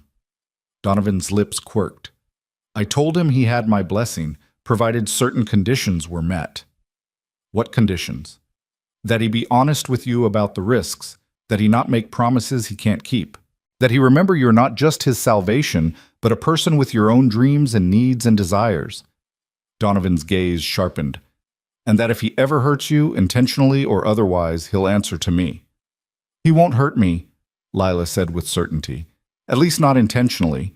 And unintentional hurt is part of any relationship. I'm not so naive as to expect perfection." "Good, because you won't get it, not from Cole and not from anyone else." Donovan stood, came around the table and rested a hand on her shoulder with unexpected gentleness. "Your father asked me to look after you, Lila. That means supporting your choices even when they scare me, and this one scares me. Not because of Cole. I trust him with my life. But because loving someone whose future is uncertain requires a kind of courage most people never have to find. I need to know you're prepared for that." Lila covered his hand with hers, thinking about her father dying on a dusty trail, about the uncertainty that had brought her west, about all the ways life could shatter in an instant, regardless of how carefully you planned. "I'm as prepared as anyone can be, and I'd rather face an uncertain future with Cole than a safe, predictable one with someone I don't love." "Fair enough." Donovan squeezed her shoulder once, then stepped back. Then you have my full support. Cole's a good man who deserves happiness, and you're a good woman who deserves the same. If you two can find it together, I'll do everything in my power to help you keep it. The conversation left Lila feeling simultaneously lighter and more weighted with responsibility. This wasn't just a romance, it was a commitment with real consequences, requiring real courage. But as she threw herself into the day's work, checking on storm damage and reorganizing supply inventories, she felt no doubt about her choice. Cole found her late that afternoon in the barn, checking on the calf he'd rescued the night before. The little creature was nursing from a wet nurse cow, healthy and vigorous, despite her traumatic arrival into the world. Lila was so focused on taking notes about the calf's condition that she didn't hear Cole approach until he spoke. She's doing well, stubborn thing, just like the woman who helped save her. Lila turned to find him leaning against a stall door, his hat in his hands, his expression uncertain in a way she'd never seen before. This was Cole without his walls, without his careful distance, and the vulnerability in his storm cloud eyes made her heart ache. "We need to talk," he said quietly. "About last night, about what happens now." Lila set down her notes and moved closer, close enough to see the faint scar along his jawline, the shadows under his eyes that spoke of too little sleep. "I know what happens now. We figure this out together. We build something real despite all the complications." "Lila," he said her name like a prayer and a warning both. "I need you to understand what you're agreeing to. It's not just about me being wanted, though that's part of it. It's about the fact that I can't give you the life most women want. I can't take you to fancy social events without risking recognition. I can't promise we'll always be able to stay in one place. I can't even promise we could marry legally, not while there's a warrant with my name on it." "Do you want to marry me?" The question came out before Lila could think better of it, direct and unflinching. Cole's breath caught. "That's not—" "I'm trying to explain." "Do you want to marry me?" Lila repeated, stepping closer. "Not theoretically, not someday if circumstances were different. Right now, as things are, with all the complications and risks and impossibilities. Do you want to build a life with me?" "Yes." The word was barely a whisper, but it carried the weight of complete truth. "God help me, yes. I've wanted that since the night I watched you stand brave in the rain, refusing to let me run from something that mattered. But wanting something and being able to have it are different things, Lila. I won't trap you in a half-life because I'm selfish enough to take what I want regardless of the cost." Lila reached up and cupped his face in her hands, feeling the rough stubble under her palms, the way he leaned into her touch like a man starving for gentleness. "You're not trapping me. You're offering me exactly what I want. A life built on honesty and courage and real partnership. I don't need fancy social events or legal documents or guarantees about the future. I need you, Cole Mercer. That's all. Just you." "You deserve better," he said, but there was no conviction in it now, just the last gasp of old fears trying to maintain their hold. "I deserve what I choose," Lila corrected. "And I choose this. I choose you. Now, are you going to keep arguing with me, or are you going to kiss me again like you did last night?" Cole's laugh was shaky, but genuine.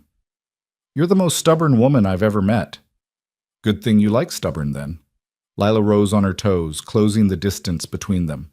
"Now kiss me, Cowboy, before I change my mind." He kissed her in the golden light of the barn, surrounded by the smell of hay and horses and the soft sounds of animals settling for the evening. It was slower than the desperate kiss in the rain, sweeter and deeper, a promise rather than a plea. When they finally broke apart, both breathing hard, Cole rested his forehead against hers and spoke words that sounded like a vow. "I'll do everything in my power to give you a good life, Lila. I'll work honestly, protect you fiercely, and love you with everything I have. That's the best I can promise, but I promise it absolutely." "That's all I need," Lila whispered. "Your honesty, your protection, and your love. Everything else, we'll figure out together."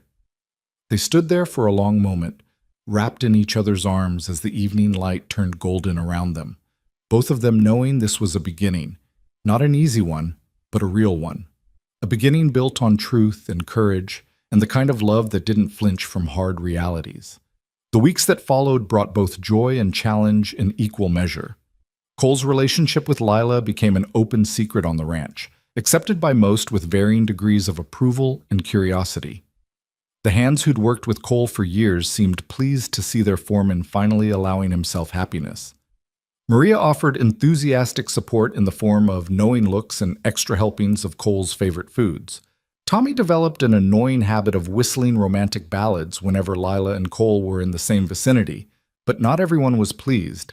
In town, gossip spread quickly about the bookkeeper from the Pierce Ranch taking up with a wanted man. Some of the more respectable matrons made pointed comments about fallen women and poor judgment. The new minister preached a sermon about the importance of moral discernment that everyone understood was directed at Lila. Mrs. Hendricks defended her fiercely, as did Sheriff Aldwin, but the whispers continued. "Let them talk," Cole said one evening as they sat on the porch of the main house, watching the sunset paint the western sky. "Their opinions don't matter." "Easy for you to say," Lila replied, though without real bitterness. "You're used to being judged. I'm still learning how to develop a thick skin." "You don't need thick skin.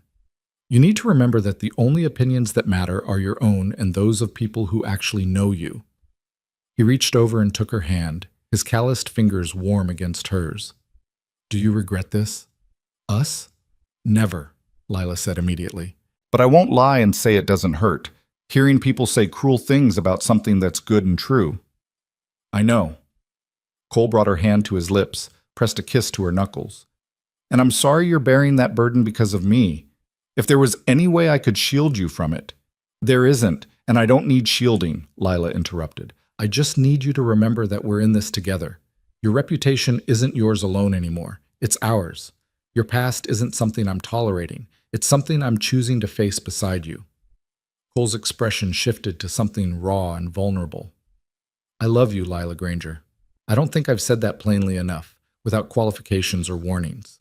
I love you completely, and without reservation. You've given me something I thought I'd lost forever, hope for a future worth living." Lila's eyes filled with tears, though she was smiling. "I love you too, Cole Mercer. With all your complications and your stubborn nobility and your ridiculous attempts to protect me from my own choices. I love all of it, all of you."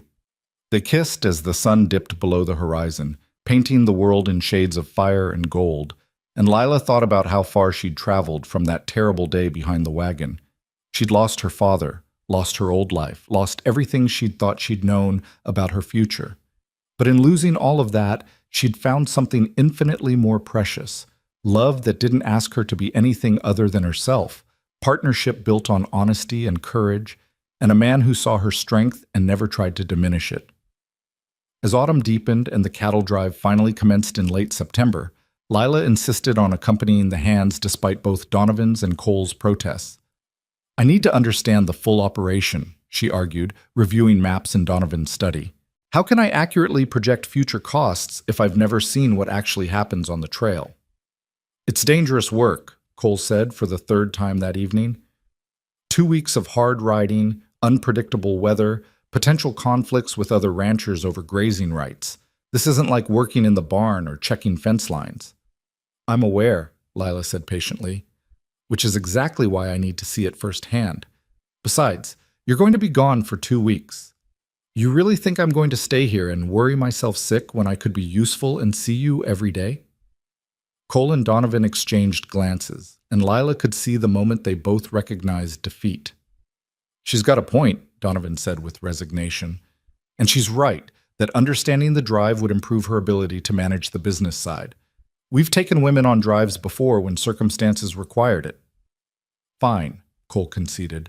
"But you ride near me at all times. You follow orders without argument, and if anything goes wrong, you get to safety first. Agreed?" "Agreed," Lila said, though she had no intention of abandoning anyone to danger just to save herself. But that was an argument for another day. The drive itself was everything Cole had warned and more. The work was brutal. Long days in the saddle, nights on hard ground, constant vigilance against cattle straying or predators threatening the herd. Lila discovered muscles she hadn't known existed, developed blisters that became calluses, and learned to sleep despite exhaustion so profound it felt like drowning. But she also discovered joy in the work. There was something profoundly satisfying about moving hundreds of cattle across the land, about working in perfect coordination with experienced hands who knew their jobs and did them well. She learned to anticipate the herd's movements, to spot trouble before it fully developed, to handle her horse with increasing confidence even in difficult terrain. And every evening, when the cattle were settled and the camp was made, she had stolen moments with Cole, sitting by the fire discussing the day's challenges, walking the perimeter together during watch shifts, sharing the kind of quiet companionship that deepened into genuine partnership. "You're good at this," Cole said one night as they checked the herd under a canopy of stars so dense it looked like someone had spilled diamonds across black velvet. "Better than most hands I've worked with, and you've only been doing this for a week." "I had good teachers," Lila replied, guiding her horse alongside his, "and motivation to learn quickly. Can't have my cowboy thinking I'm useless in the field." "Never thought that," Cole said quietly. "From the first moment I met you, I knew you were strong. You pointed a gun at me with steady hands and clear eyes, even though you just watched your father die. That takes a kind of courage most people never find." Lila was quiet for a moment, thinking about that day, about how far she'd come from the terrified girl behind the wagon. "I was so scared, Cole. So completely terrified I could barely think. But you made it bearable. Your voice, your steadiness, it gave me something to hold on to when everything else was falling apart." "You gave me something too," Cole said. "You reminded me why I do this work, why I keep trying to be a good man even when the world's decided I'm not. Seeing you survive that day, watching you rebuild your life with such determination, it made me remember that resilience matters, that choosing to keep going despite everything matters." They rode in comfortable silence for a while, the night sounds of the prairie surrounding them, cattle lowing softly, coyotes calling in the distance, the endless whisper of wind through grass. "I've been thinking," Lila said eventually, "about what happens after the drive, about where we go from here." Cole's posture tensed slightly. "What do you mean?"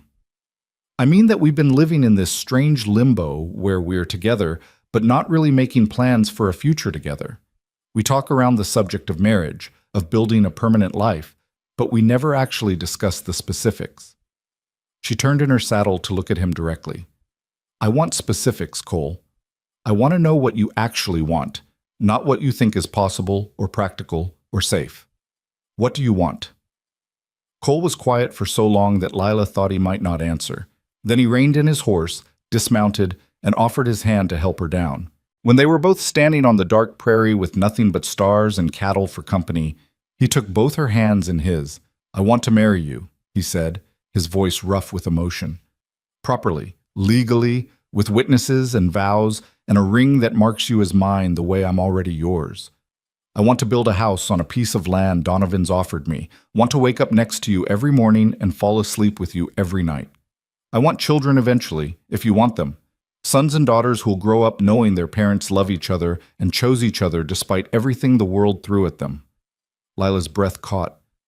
"Cole, but I also want you to be safe," he continued. "I want you to have the respect and security you deserve, and marrying a wanted man doesn't give you those things. So what I want and what I can actually offer you are two very different things, and I'm trying to be honest about that, even though it's killing me." "What if I told you I've been writing letters?" Lila said quietly. "To lawyers in Denver and Cheyenne and even back east. Letters about your case, about the possibility of reopening the investigation into the Silver Falls robbery." Cole went very still. "Lila, what did you do?" "I did what you wouldn't do for yourself. I started fighting for you." She squeezed his hands. "You gave up trying to clear your name because every door closed in your face, because the judge has power and money and influence. But you know what the judge doesn't have? Detailed financial records that prove you couldn't have committed the robbery because you were depositing your paycheck at a different bank at the exact time the crime occurred. Records that still exist, that I've requested and received, that establish a clear alibi." Cole stared at her, something like hope warring with disbelief on his face. Why would you?" "Because I love you," Lila said simply. "Because you deserve justice. Because I refuse to build our future on the foundation of lies someone else told about you. So yes, I've been writing letters and gathering evidence and corresponding with lawyers who actually care about truth rather than protecting corrupt judges. And yes, it's going to take time and money and persistence. But Cole, there's a real chance we could clear your name. A real chance you could stop running and start living fully. That's impossible, Cole whispered, but Lila could hear the yearning underneath the disbelief. The judge is too powerful. The witnesses too well paid. The judge is powerful in Silver Falls, Lila corrected. But his influence doesn't extend everywhere, and there are federal prosecutors who've been looking into judicial corruption in that circuit for the past year. They're interested in your case, Cole. They're willing to review the evidence and consider reopening the investigation. Cole pulled his hands free and turned away, his shoulders rigid with tension. You shouldn't have done this. If the judge finds out someone's poking around in his business, he could come after you, could make trouble for Donovan, could what? Frame me for crimes I didn't commit? Threaten my livelihood? My reputation? Lila moved to stand in front of him, forcing him to meet her eyes. Cole, all of those things are already happening because of our relationship. People already judge me, already whisper about my choices. At least this way I'm fighting for something that matters. At least this way we have a chance at a real future. I can't ask you to take these risks for me. You're not asking. I'm choosing. Lila reached up and cupped his face in her hands, felt the tremor running through him. I love you enough to fight for you, Cole Mercer. I love you enough to believe you deserve justice, even if you've given up believing it yourself. And I love you enough to keep fighting until either we succeed or every single legal avenue is exhausted. That's what love means to me. Not just accepting who you are, but fighting for who you could be if the world gave you half a chance. Cole's eyes were bright with unshed tears. I don't deserve you. Probably not, Lila agreed with a small smile. But you're stuck with me anyway. Now, are you going to keep arguing, or are you going to help me figure out how to use these bank records to prove your innocence? He kissed her then, hard and desperate, and full of everything he couldn't put into words. Gratitude and love and hope and fear all tangled together. When they finally broke apart, both breathing hard, he rested his forehead against hers and spoke in a voice that shook. If you actually manage to clear my name, Lila Granger, I'm going to marry you so fast it'll make your head spin. I'm going to build you the finest house in Wyoming territory and fill it with every book you want and every comfort I can provide. I'm going to spend the rest of my life making sure you never regret taking a chance on a wanted man who didn't have the sense to give up when he should have. I'm counting on it, Lila whispered. Every word of it. The rest of the drive passed in a blur of hard work and stolen moments, of slowly building hope and the careful planning of a future that was starting to seem possible rather than impossible. When they finally delivered the cattle to the railhead in Cheyenne and collected payment, Donovan pulled Lila aside with an expression that was part pride, part concern. Cole told me what you've been doing, he said, about the letters and the lawyers and the bank records. Are you angry? Lila asked, though she already knew she'd do it again regardless of his answer. Angry? No. Concerned? Yes. Impressed? Absolutely. Donovan shook his head slowly. Your father would be proud of you, Lila. You've got his courage and his sense of justice. But I need you to understand that this fight you're picking with the judge, it's dangerous. These aren't good men who'll accept exposure gracefully. I know, Lila said, but it's worth the risk. Cole's worth the risk. He is, Donovan agreed, which is why I'm going to help you. I've got resources, connections, and a considerable amount of money I'm willing to invest in seeing justice done. If we're going to fight this battle, we're going to fight it properly, with the best lawyers and the most thorough investigation money can buy. Lila felt tears prick her eyes. Donovan, I can't ask you to... You're not asking, I'm offering. He placed a gentle hand on her shoulder. Cole saved my life 3 years ago when rustlers tried to burn me out. He's been more than my foreman. He's been my friend, my right hand, the son I never had. If there's a chance to give him his life back, his name back, then I'm taking it. For him, and for you, and for the family you're trying to build together. The journey back to the ranch was triumphant and exhausting in equal measure. They'd secured excellent prices for the cattle, completed the drive without major incident, and returned with every hand accounted for and healthy.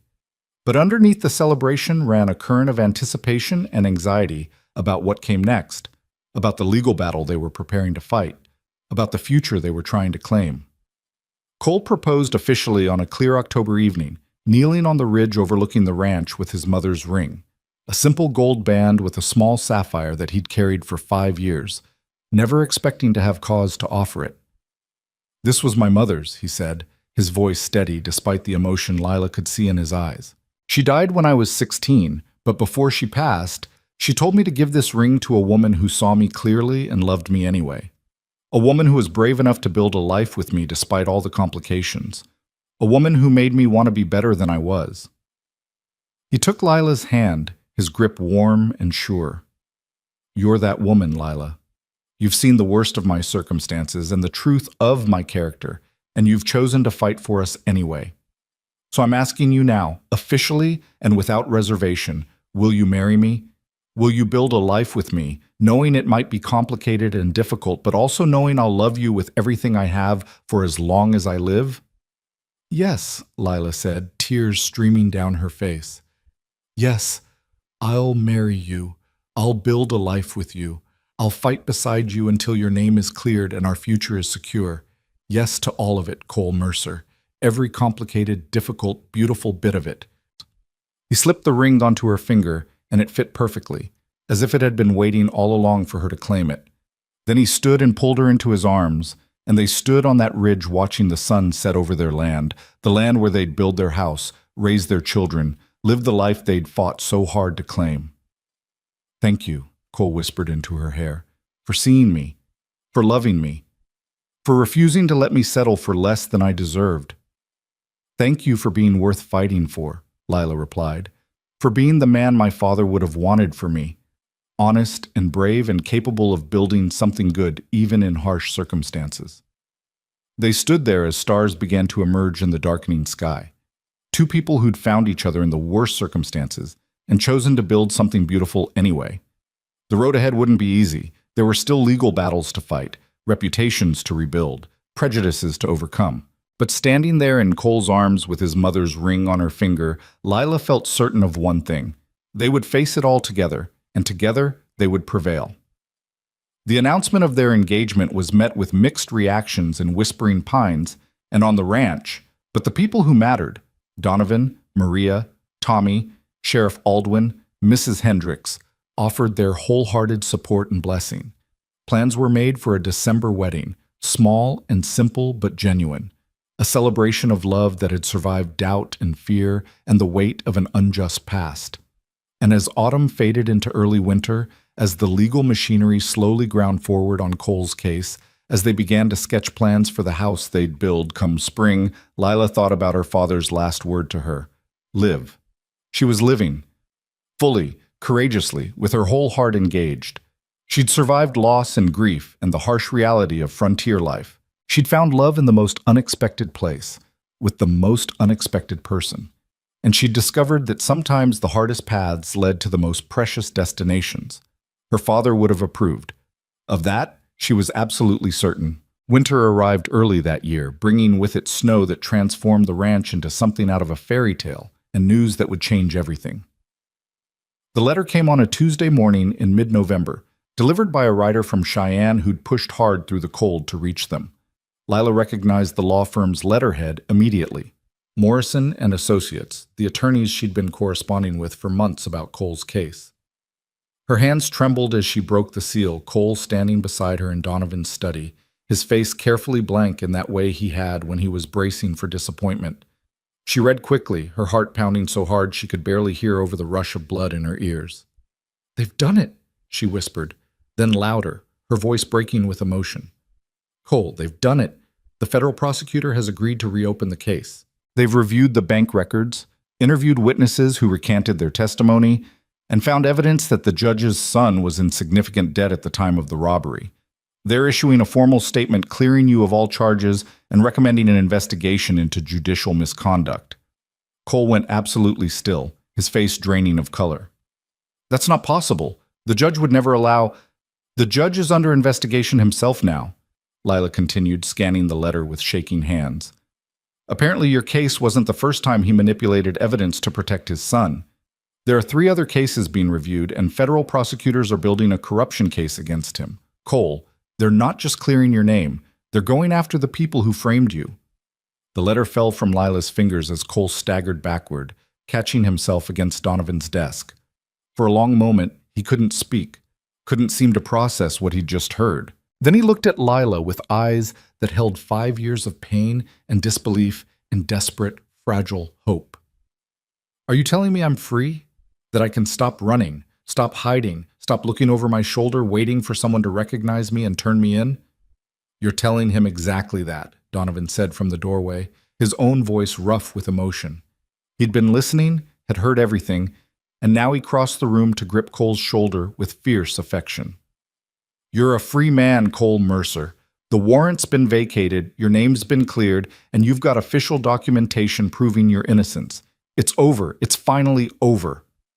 Cole's knees buckled, and he would have fallen if Lila hadn't caught him, wrapping her arms around him as 5 years of tension and fear and carefully maintained control finally shattered. He buried his face in her shoulder and shook with silent sobs that tore at Lila's heart even as joy flooded through her veins. "I've got you," she whispered, holding him tight. "You're safe now. You're free. And we're going to build that life we planned, without looking over our shoulders, without fear, just like we promised." It took Cole several minutes to compose himself, and when he finally pulled back, his eyes were red but clear, his expression transformed by something Lila had never fully seen there before. Unguarded hope. Not the careful, tentative hope he'd allowed himself when she'd first told him about the lawyers, but real, solid hope that the future might actually be different than the past. "I need to see it in writing," he said, his voice steadier now. "Need to hold that official document in my hands and know it's real, not just another cruel dream." "It's real," Lila assured him, retrieving the letter and pressing it into his hands. "Read it yourself, every word." Cole read slowly, carefully, his lips moving slightly as he processed each sentence. Lila watched emotions chase across his face, disbelief giving way to cautious acceptance, giving way to something that looked like joy mixed with grief for all the years he'd lost. "They apologize," he said wonderingly. "The prosecutor actually apologizes on behalf of the justice system for the miscarriage of justice I suffered. Says I'm entitled to compensation for wrongful prosecution." "You are entitled," Donovan said firmly, "and you should claim every penny. Use it to build that house you've been planning, to start the horse breeding operation you've always wanted, to give yourself and Lila the foundation you deserve." Cole looked at the letter again, then at Lila, then at Donovan. "I don't know what to say. I spent 5 years believing this would never happen, that I'd die with those false charges still hanging over my head. And now—" He shook his head slowly. "Now everything's different. Now I can actually marry Lila legally, can put my real name on property deeds, can build a life without constantly waiting for it all to fall apart. Now you can live," Lila said softly. "Really live. Not just survive. That's what my father wanted for me, and it's what I want for both of us." The next weeks passed in a whirlwind of activity and emotion. Official documents arrived clearing Cole's name and outlining the compensation he was entitled to, a sum substantial enough to build a house and start his breeding operation with resources to spare. The story of his exoneration spread through Whispering Pines and the surrounding ranches, transforming him overnight from a man people whispered about to something of a local hero who'd survived injustice with his integrity intact. The wedding date was confirmed for December 20th, just before Christmas, in the small church in Whispering Pines. Lila threw herself into preparations with Maria's enthusiastic help, ordering a dress from a dressmaker in Cheyenne, planning a simple but meaningful ceremony, coordinating with the minister who'd preached that sermon about moral discernment and now couldn't apologize enough for his presumption. "I judged you without knowing the full story," Reverend Morrison said when he came to the ranch to discuss the ceremony. "I let town gossip influence my opinion rather than seeking truth. I'm deeply sorry, Miss Granger, and I'd be honored to officiate your wedding if you'll allow me to make amends." "I'll allow it on one condition," Lila said, "that you remember this lesson the next time you're tempted to judge someone based on rumors and reputation rather than character and truth." "I will," the Reverend promised. "You have my word." Cole spent his days working with a carpenter from Cheyenne to design the house they'd build come spring, his evenings with Lila planning their future with the kind of detail that was only possible when you actually believed the future would arrive. They pored over breeding records for horses, discussed business strategies for the operation, debated the merits of various building materials and floor plans. "I want a big kitchen," Lila insisted one evening as they reviewed sketches by lamplight, "with windows facing east so I can watch the sunrise while I work, and a library, a real library with floor-to-ceiling shelves for all the books we'll collect. And a wide front porch," Cole added, penciling modifications onto the architect's drawings. "Big enough for rocking chairs and summer evenings, where we can watch our children play in the yard." The casual mention of children made Lila's heart skip. They'd discussed it in abstract terms before, but this felt different, more immediate, more possible. "How many children are we planning for in this future of ours?" Cole looked up from the drawings, his storm cloud eyes warm. "However many we're blessed with, 2 or 10, it doesn't matter to me. I just want them to grow up knowing they're loved and that their parents chose each other despite everything." 2 or 10 is quite a range, Lila said with a laugh. "But I'm willing to see where life takes us, though maybe we start with 1 and see how we manage before committing to 10. "Sounds reasonable." Cole reached across the table and took her hand, his thumb brushing over the sapphire ring that marked her as his. "I can't believe this is real sometimes, that I get to have this, you, a home, a future without fear. It feels like something I dreamed up during long nights when hope seemed impossible." "It's real," Lila assured him, "and it's ours. We fought for it, and now we get to claim it." The week before the wedding brought unexpected complications in the form of a visitor from Silver Falls.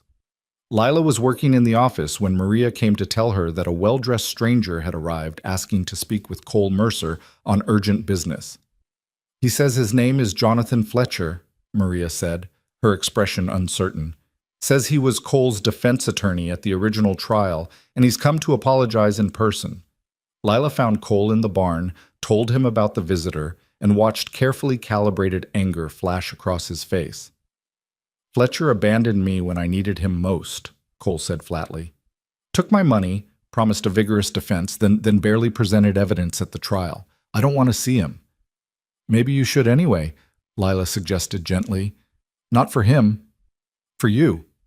Hear what he has to say, and then decide whether his apology means anything." Cole was quiet for a long moment, then nodded reluctantly. "Fine, but you're coming with me. I want a witness to whatever excuses he offers." Jonathan Fletcher was a man in his 50s with gray hair and the kind of defeated posture that suggested he carried significant regrets. He stood in Donovan's parlor, hat in hand, and when Cole entered the room, genuine remorse crossed his features. "Mr. Mercer, thank you for seeing me. I know I have no right to your time or your forgiveness, but I felt I owed you an explanation." "You owe me more than an explanation," Cole said coldly. "You took my money and my trust and threw both away when the judge made it clear he expected you to lose."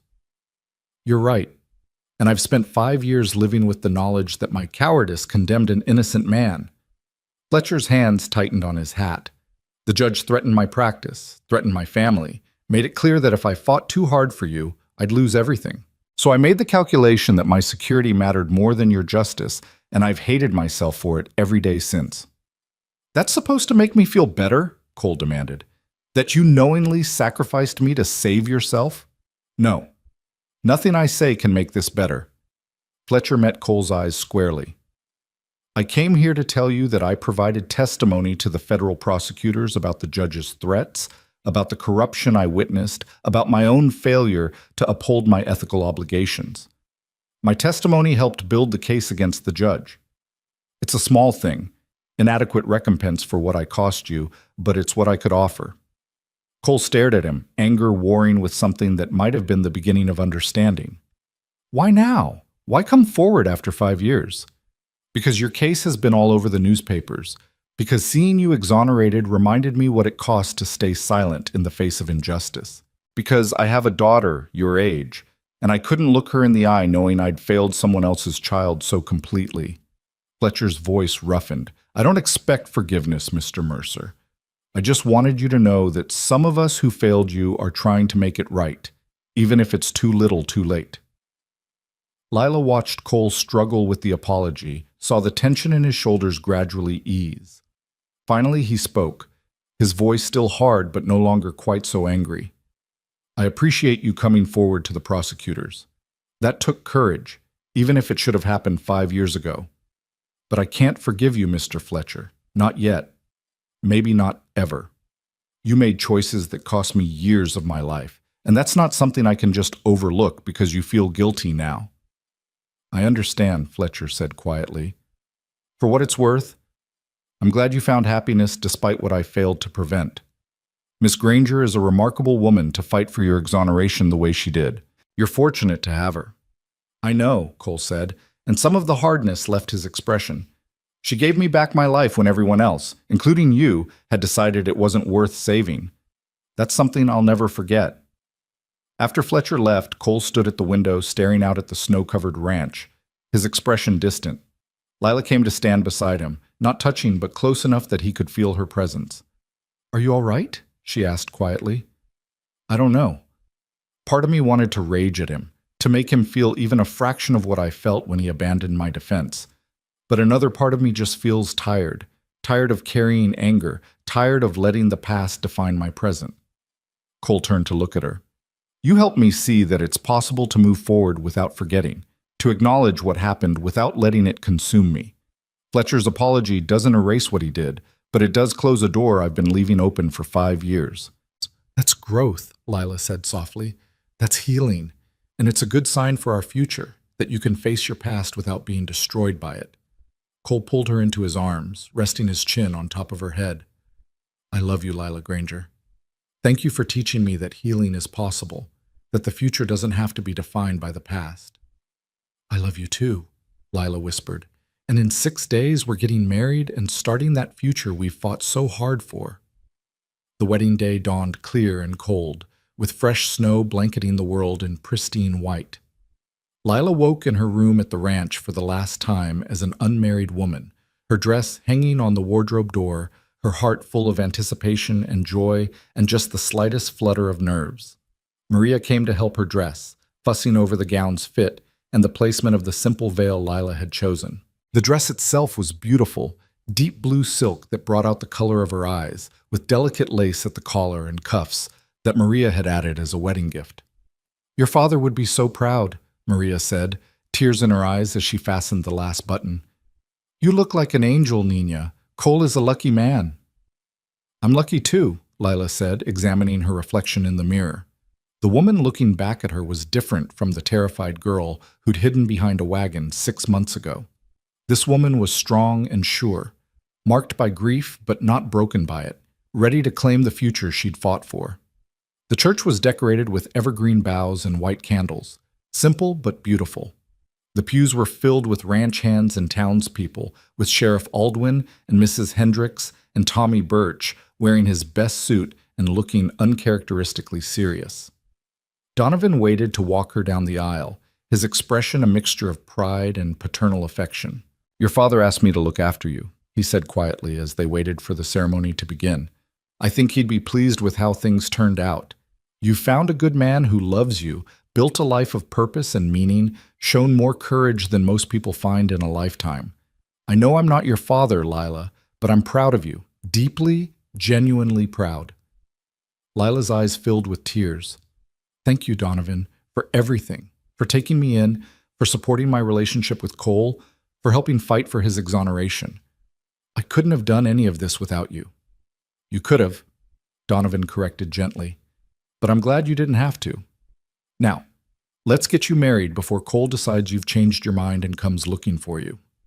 The ceremony was everything Lila had hoped for, simple and heartfelt and achingly beautiful. Cole stood at the altar in a new suit, his dark hair neatly combed, his storm-cloud eyes fixed on her as she walked down the aisle with an intensity that made breathing difficult. When she reached him and Donovan placed her hand in his, she felt the slight tremor in Cole's fingers and knew he was as moved as she was. Reverend Morrison conducted the ceremony with genuine warmth, speaking about love that overcomes obstacles and courage that transforms difficult circumstances into opportunities for growth. When it came time for vows, Cole spoke first, his voice steady and sure. Lila, when I found you behind that wagon 6 months ago, I was a man who'd given up on happiness, who'd convinced himself that survival was enough. You showed me different. You showed me that even broken things can be made whole, that even the hardest circumstances can lead to beautiful outcomes. You fought for me when I'd stopped fighting for myself, believed in me when I'd stopped believing. I promise to spend the rest of my life being worthy of that faith.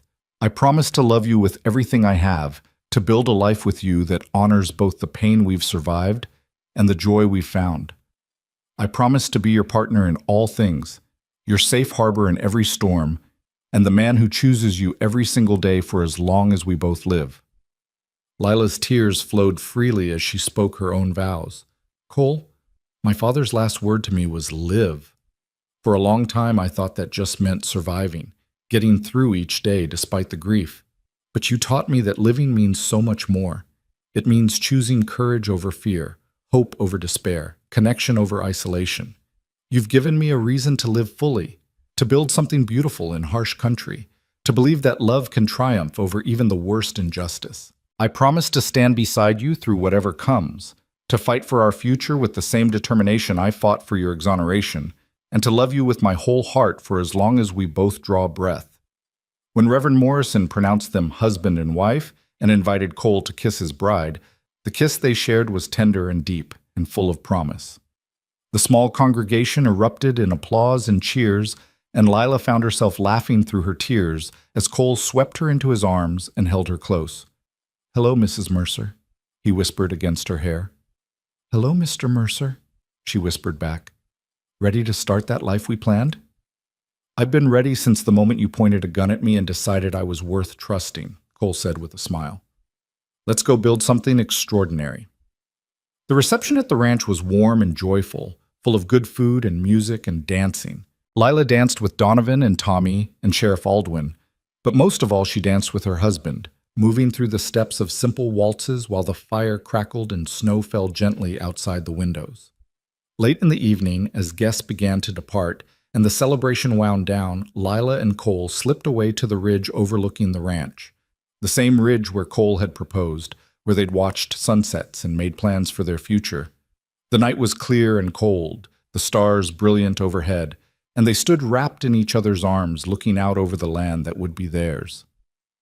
"Thank you," Cole said quietly, "for refusing to let me settle for less than I deserved, for fighting when I'd given up, for loving me enough to change everything." "You did the same for me," Lila replied. "You saved me when I needed it most, showed me that strength could coexist with gentleness, that hope was possible even in the darkest circumstances. We saved each other, Cole. That's what makes this work." They stood in comfortable silence for a while, watching the stars wheel overhead and the distant lights of the ranch below. Then Cole spoke again, his voice full of wonder. "Do you ever think about that day? The day your father died and I rode up to help you?" "Often," Lila admitted. "It was the worst day of my life and the beginning of the best thing that ever happened to me. Strange how that works, how something so terrible can lead to something so beautiful." "Not strange," Cole said. "Just life. Just the way hard things and good things are all tangled together, and you can't have one without the other. Your father's death was a tragedy, but it brought you to me, brought us to this moment.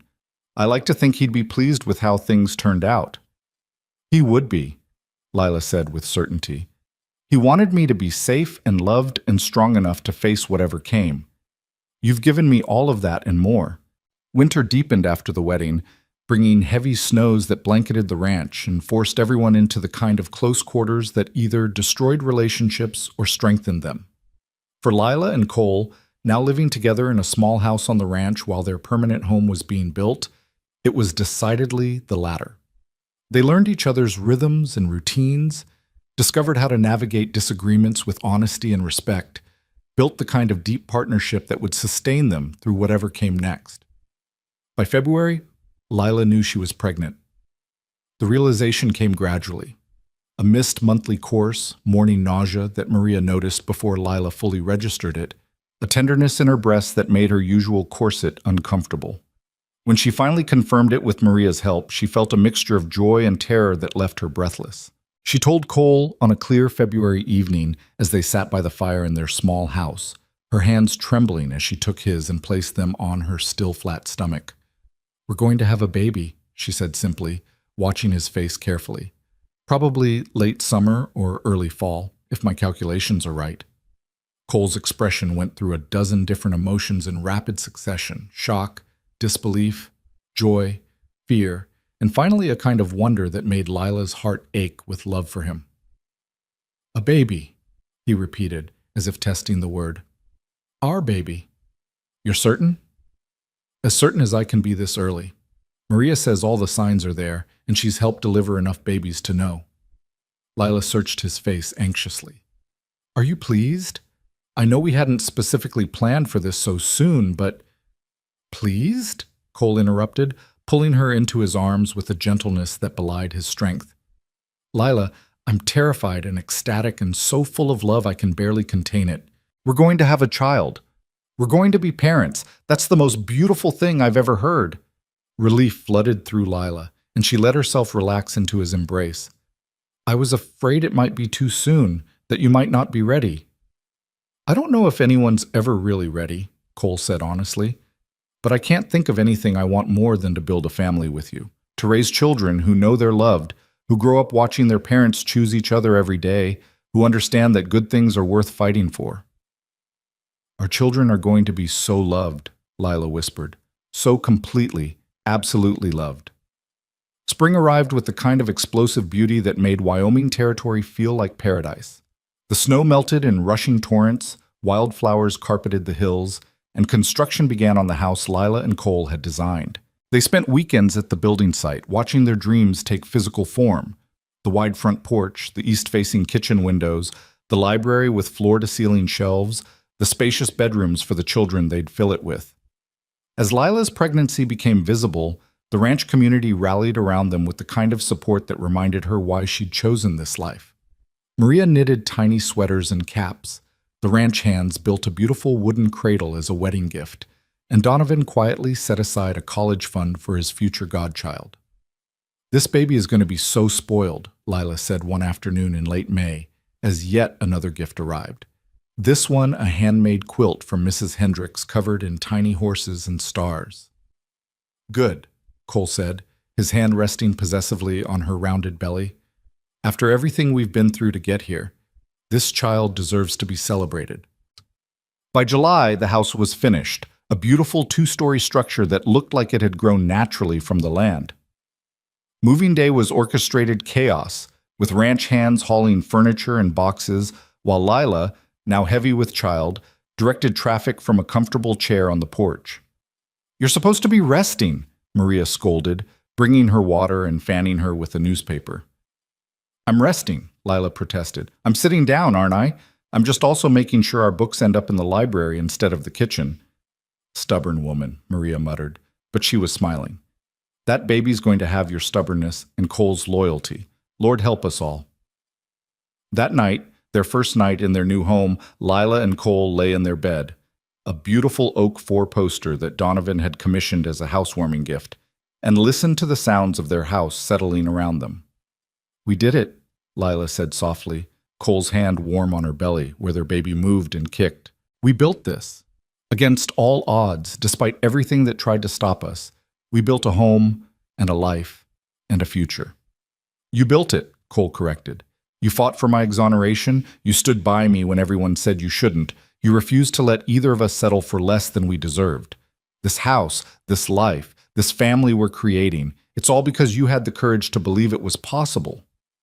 "We both had courage," Lila said. "You had the courage to help a stranger when you could have ridden on, to accept love when you thought you didn't deserve it, to hope for a future when all evidence suggested you'd never have one. Don't diminish your own role in this, Cole Mercer. You're just as responsible for our happiness as I am." Cole kissed her temple, her cheek, her lips. "Then let's agree we're both stubborn, courageous people who got incredibly lucky to find each other." "Agreed," Lila whispered, already drifting toward sleep with her husband's arms around her and her baby moving beneath her heart. "Now, let's get some rest. We've got a whole life ahead of us, and I have a feeling it's going to be an adventure." The baby came on a snowy night in late December, almost exactly a year after Lila and Cole's wedding. Labor began late in the afternoon with subtle contractions that Lila initially dismissed as the usual aches and pains of late pregnancy. By evening, they'd intensified to the point where even she had to admit something was happening. Cole sent Tommy racing to fetch Maria and the midwife from town, while he paced the bedroom like a caged animal, alternating between holding Lila's hand and standing at the window, watching for help to arrive. "Stop pacing," Lila gasped between contractions. "You're making me nervous." "I'm making you nervous? You're the one having a baby." Cole ran his hands through his hair, making it stand on end. What if something goes wrong? What if the midwife can't make it through the snow? What if... Cole. Lila caught his hand and squeezed hard. "I need you calm. I need you strong. I need you to remember that women have been having babies since the beginning of time, and we're remarkably good at it. Now sit down, hold my hand, and tell me about the horses you're planning to breed in the spring." Cole sat, took a deep breath, and began talking about bloodlines and temperaments and training philosophies. His voice steadied as he spoke, and Lila focused on the familiar rumble of it, using it as an anchor against the pain and fear. Maria and the midwife arrived just as full labor set in, and they took over with the calm competence of women who'd done this dozens of times. Cole was banished to the hallway, where Donovan found him an hour later, sitting on the floor with his head in his hands. "She's strong," Donovan said, settling onto the floor beside him. "She's going to be fine, and so is the baby." "You can't know that," Cole said raggedly. "Things go wrong. Women die in childbirth all the time. If I lose her—" "You won't," Donovan said firmly. "Have faith, son. Have faith in Lila's strength, in Maria's skill, in the fact that you two have overcome every other obstacle life has thrown at you. This is just one more challenge, and you'll face it the way you faced everything else, together." It was a long night, full of waiting and worry and the sounds of labor that Cole was powerless to ease. But finally, as the first light of dawn painted the windows pink and gold, a baby's cry split the air, strong and loud and absolutely perfect. Maria opened the door, tears streaming down her face. "It's a girl, Cole. A healthy, beautiful baby girl. And Lila's fine, tired but fine. She's asking for you." Cole stumbled into the bedroom to find Lila propped against pillows, sweaty and exhausted, and more beautiful than he'd ever seen her. In her arms, wrapped in a soft blanket, was the smallest, most perfect creature he'd ever laid eyes on, their daughter, with a cap of dark hair and eyes that were trying valiantly to focus on her mother's face. "Come meet your daughter," Lila said softly, her voice hoarse but full of joy. "Come meet Grace." "Grace," Cole repeated, moving to the bed as if in a dream. "We decided on Grace?" "After my mother," Lila said. "I thought about naming her after my father, but Grace seemed right. A reminder that good things can come after terrible loss, that love can bloom even in the harshest circumstances." Cole sat carefully on the edge of the bed, and Lila placed their daughter in his arms. Grace made a small sound of protest at the transfer, then settled, her tiny hand curling around Cole's finger with surprising strength. "Hello, Grace," Cole whispered, his voice breaking. "I'm your father. I'm going to love you and protect you and make sure you grow up knowing you're cherished. I'm going to teach you to ride and read and think for yourself. I'm going to show you that good men exist and that love is worth fighting for and that courage matters more than comfort." "We're going to show her all of that," Lila corrected gently, "together, the way we do everything else." Cole looked from his daughter to his wife, both of them safe and healthy, and his, and felt something in his chest expand until it felt like his heart might burst from the sheer magnitude of what he was feeling. "I love you," he said, though the words felt inadequate for what he was experiencing. "Both of you. More than I knew it was possible to love anything." "We love you too," Lila whispered. "Our family. Our beautiful, hard-won family." The days that followed were a blur of sleepless nights and the steep learning curve of new parenthood. Grace was a vigorous baby with a healthy set of lungs and definite opinions about when she wanted to eat and sleep. Lila and Cole stumbled through those first weeks with the kind of exhausted determination that marked all worthy endeavors, learning how to change diapers and soothe colicky crying and function on minimal sleep. But through it all ran a current of profound joy. Joy at watching Grace discover the world with wide, wondering eyes. Joy at seeing Cole transform into a gentle, attentive father who could calm their daughter with nothing but his voice and his steady presence. Joy at the simple miracle of their family gathered together in the home they'd built, living the life they'd fought so hard to claim.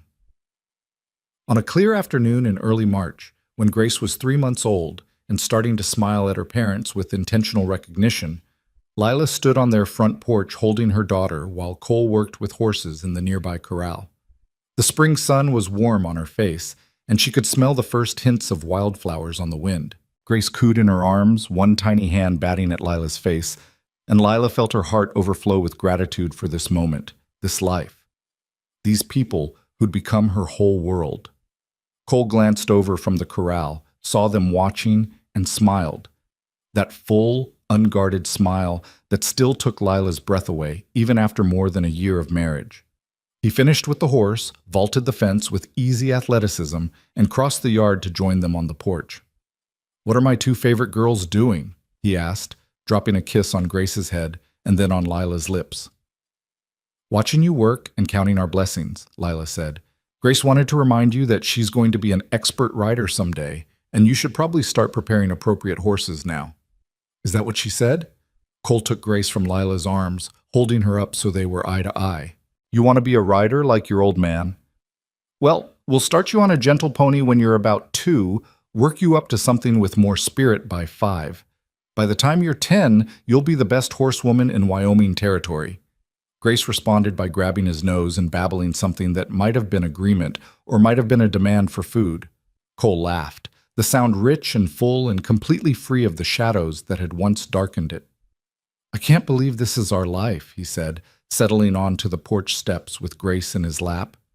"A year and a half ago, I was a wanted man who'd given up on happiness.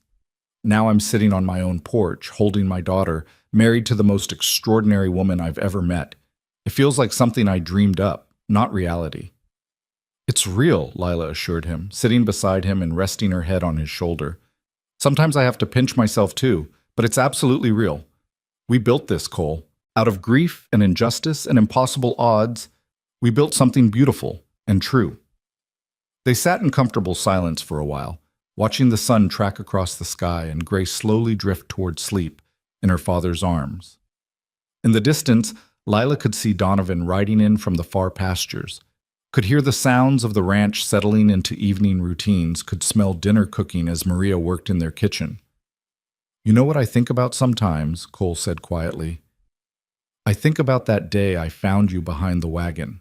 How easily I could have ridden past, could have decided it wasn't my problem, could have let fear of recognition keep me from stopping. And if I had, I would have missed all of this. You, Grace, this life we've built. It terrifies me to think how close I came to losing everything that matters because I was afraid." "But you didn't ride past," Lila reminded him. "You stopped. You helped. You chose courage over fear, connection over isolation. That's what makes you who you are, Cole. The man who stops when others would ride on, who helps when it would be easier to look away, who chooses love, even when it's complicated and difficult." "You chose the same things," Cole pointed out. "You could have accepted any number of easier paths, stayed in Missouri, married someone safe and respectable, lived a quiet life without complications. But you chose adventure and challenge and a man with a wanted poster. That took courage, too." "We've both been brave," Lila agreed, "and we've both been rewarded for it. This life, this family, it's better than anything I dreamed of back when my father and I were heading west. Better than the safe, predictable future he'd hoped to give me." Cole shifted Grace carefully to one arm and wrapped the other around Lila, pulling her close. "Your father would be proud of you, of the woman you've become, the life you've built, the courage you've shown. I wish he could have met Grace, could have seen how his sacrifice led to all of this." "I think he knows," Lila said softly. "Somehow, wherever he is, I think he knows his daughter found love and safety and a future worth living. I think he sees his granddaughter and smiles, knowing the dream he had for me came true in ways he never could have predicted." They sat together on their porch as the sun set over the Wyoming hills. 3 people who'd found each other through tragedy and built something lasting from the ashes of loss. Inside their house, books lined the library shelves and Grace's cradle sat ready in the nursery. In the corrals, horses stamped and whinnied, waiting for tomorrow's training. And across the ranch, people who'd become family went about their evening routines, building their own lives in this harsh and beautiful country. This was the life Lila's father had wanted for her, not the specific details of it, but the essence. Love that sustained rather than constrained. Work that mattered. Courage that transformed fear into possibility. A home built not on what had been lost, but on what had been found. As Grace stirred and woke, demanding attention with her usual vigor, Lila took her daughter from Cole's arms and looked into those eyes that were starting to shift from newborn blue to something that might become her father's storm cloud gray. "You turned a stranger into a home," she whispered to Cole, echoing words he'd spoken to her on their wedding night. "You turned grief into joy, fear into courage, impossible into inevitable. You showed me that happy endings aren't fairy tales. They're what happens when people refuse to give up on each other or themselves." Cole stood and pulled both his girls into his arms, holding them close as stars began to emerge in the darkening sky. "We showed each other," he corrected. "Every step of the way we showed each other that love is worth fighting for, that justice matters, that broken things can be made whole." And there, on the porch of their home in the Wyoming Territory, with their daughter between them and their future stretching out wide and bright and full of promise, Lila and Cole Mercer held each other close and believed, completely, absolutely, without reservation, that the best was yet to come. Their story had begun with a gunshot and a grave and a stranger who stopped when he could have ridden on. It had been tested by injustice and grief and the harsh realities of frontier life, but it had endured, had thrived, had transformed into something more beautiful than either of them had dared to dream. And as Grace babbled between them, reaching for the first stars appearing overhead, Lila thought about her father's final word to her, "Live," and knew with certainty that she was doing exactly that. Living fully, loving completely, building a future worthy of all the courage it had taken to claim it. The story that had started in blood and fear and desperate survival had become something else entirely, a story of love and hope and the kind of happiness that could only be earned through struggle and sacrifice and refusing to surrender to despair. It was, Lila thought, as Cole kissed her temple and Grace grabbed her father's finger with determined strength, exactly the ending her father would have wanted for her, and exactly the beginning she and Cole had fought so hard to claim.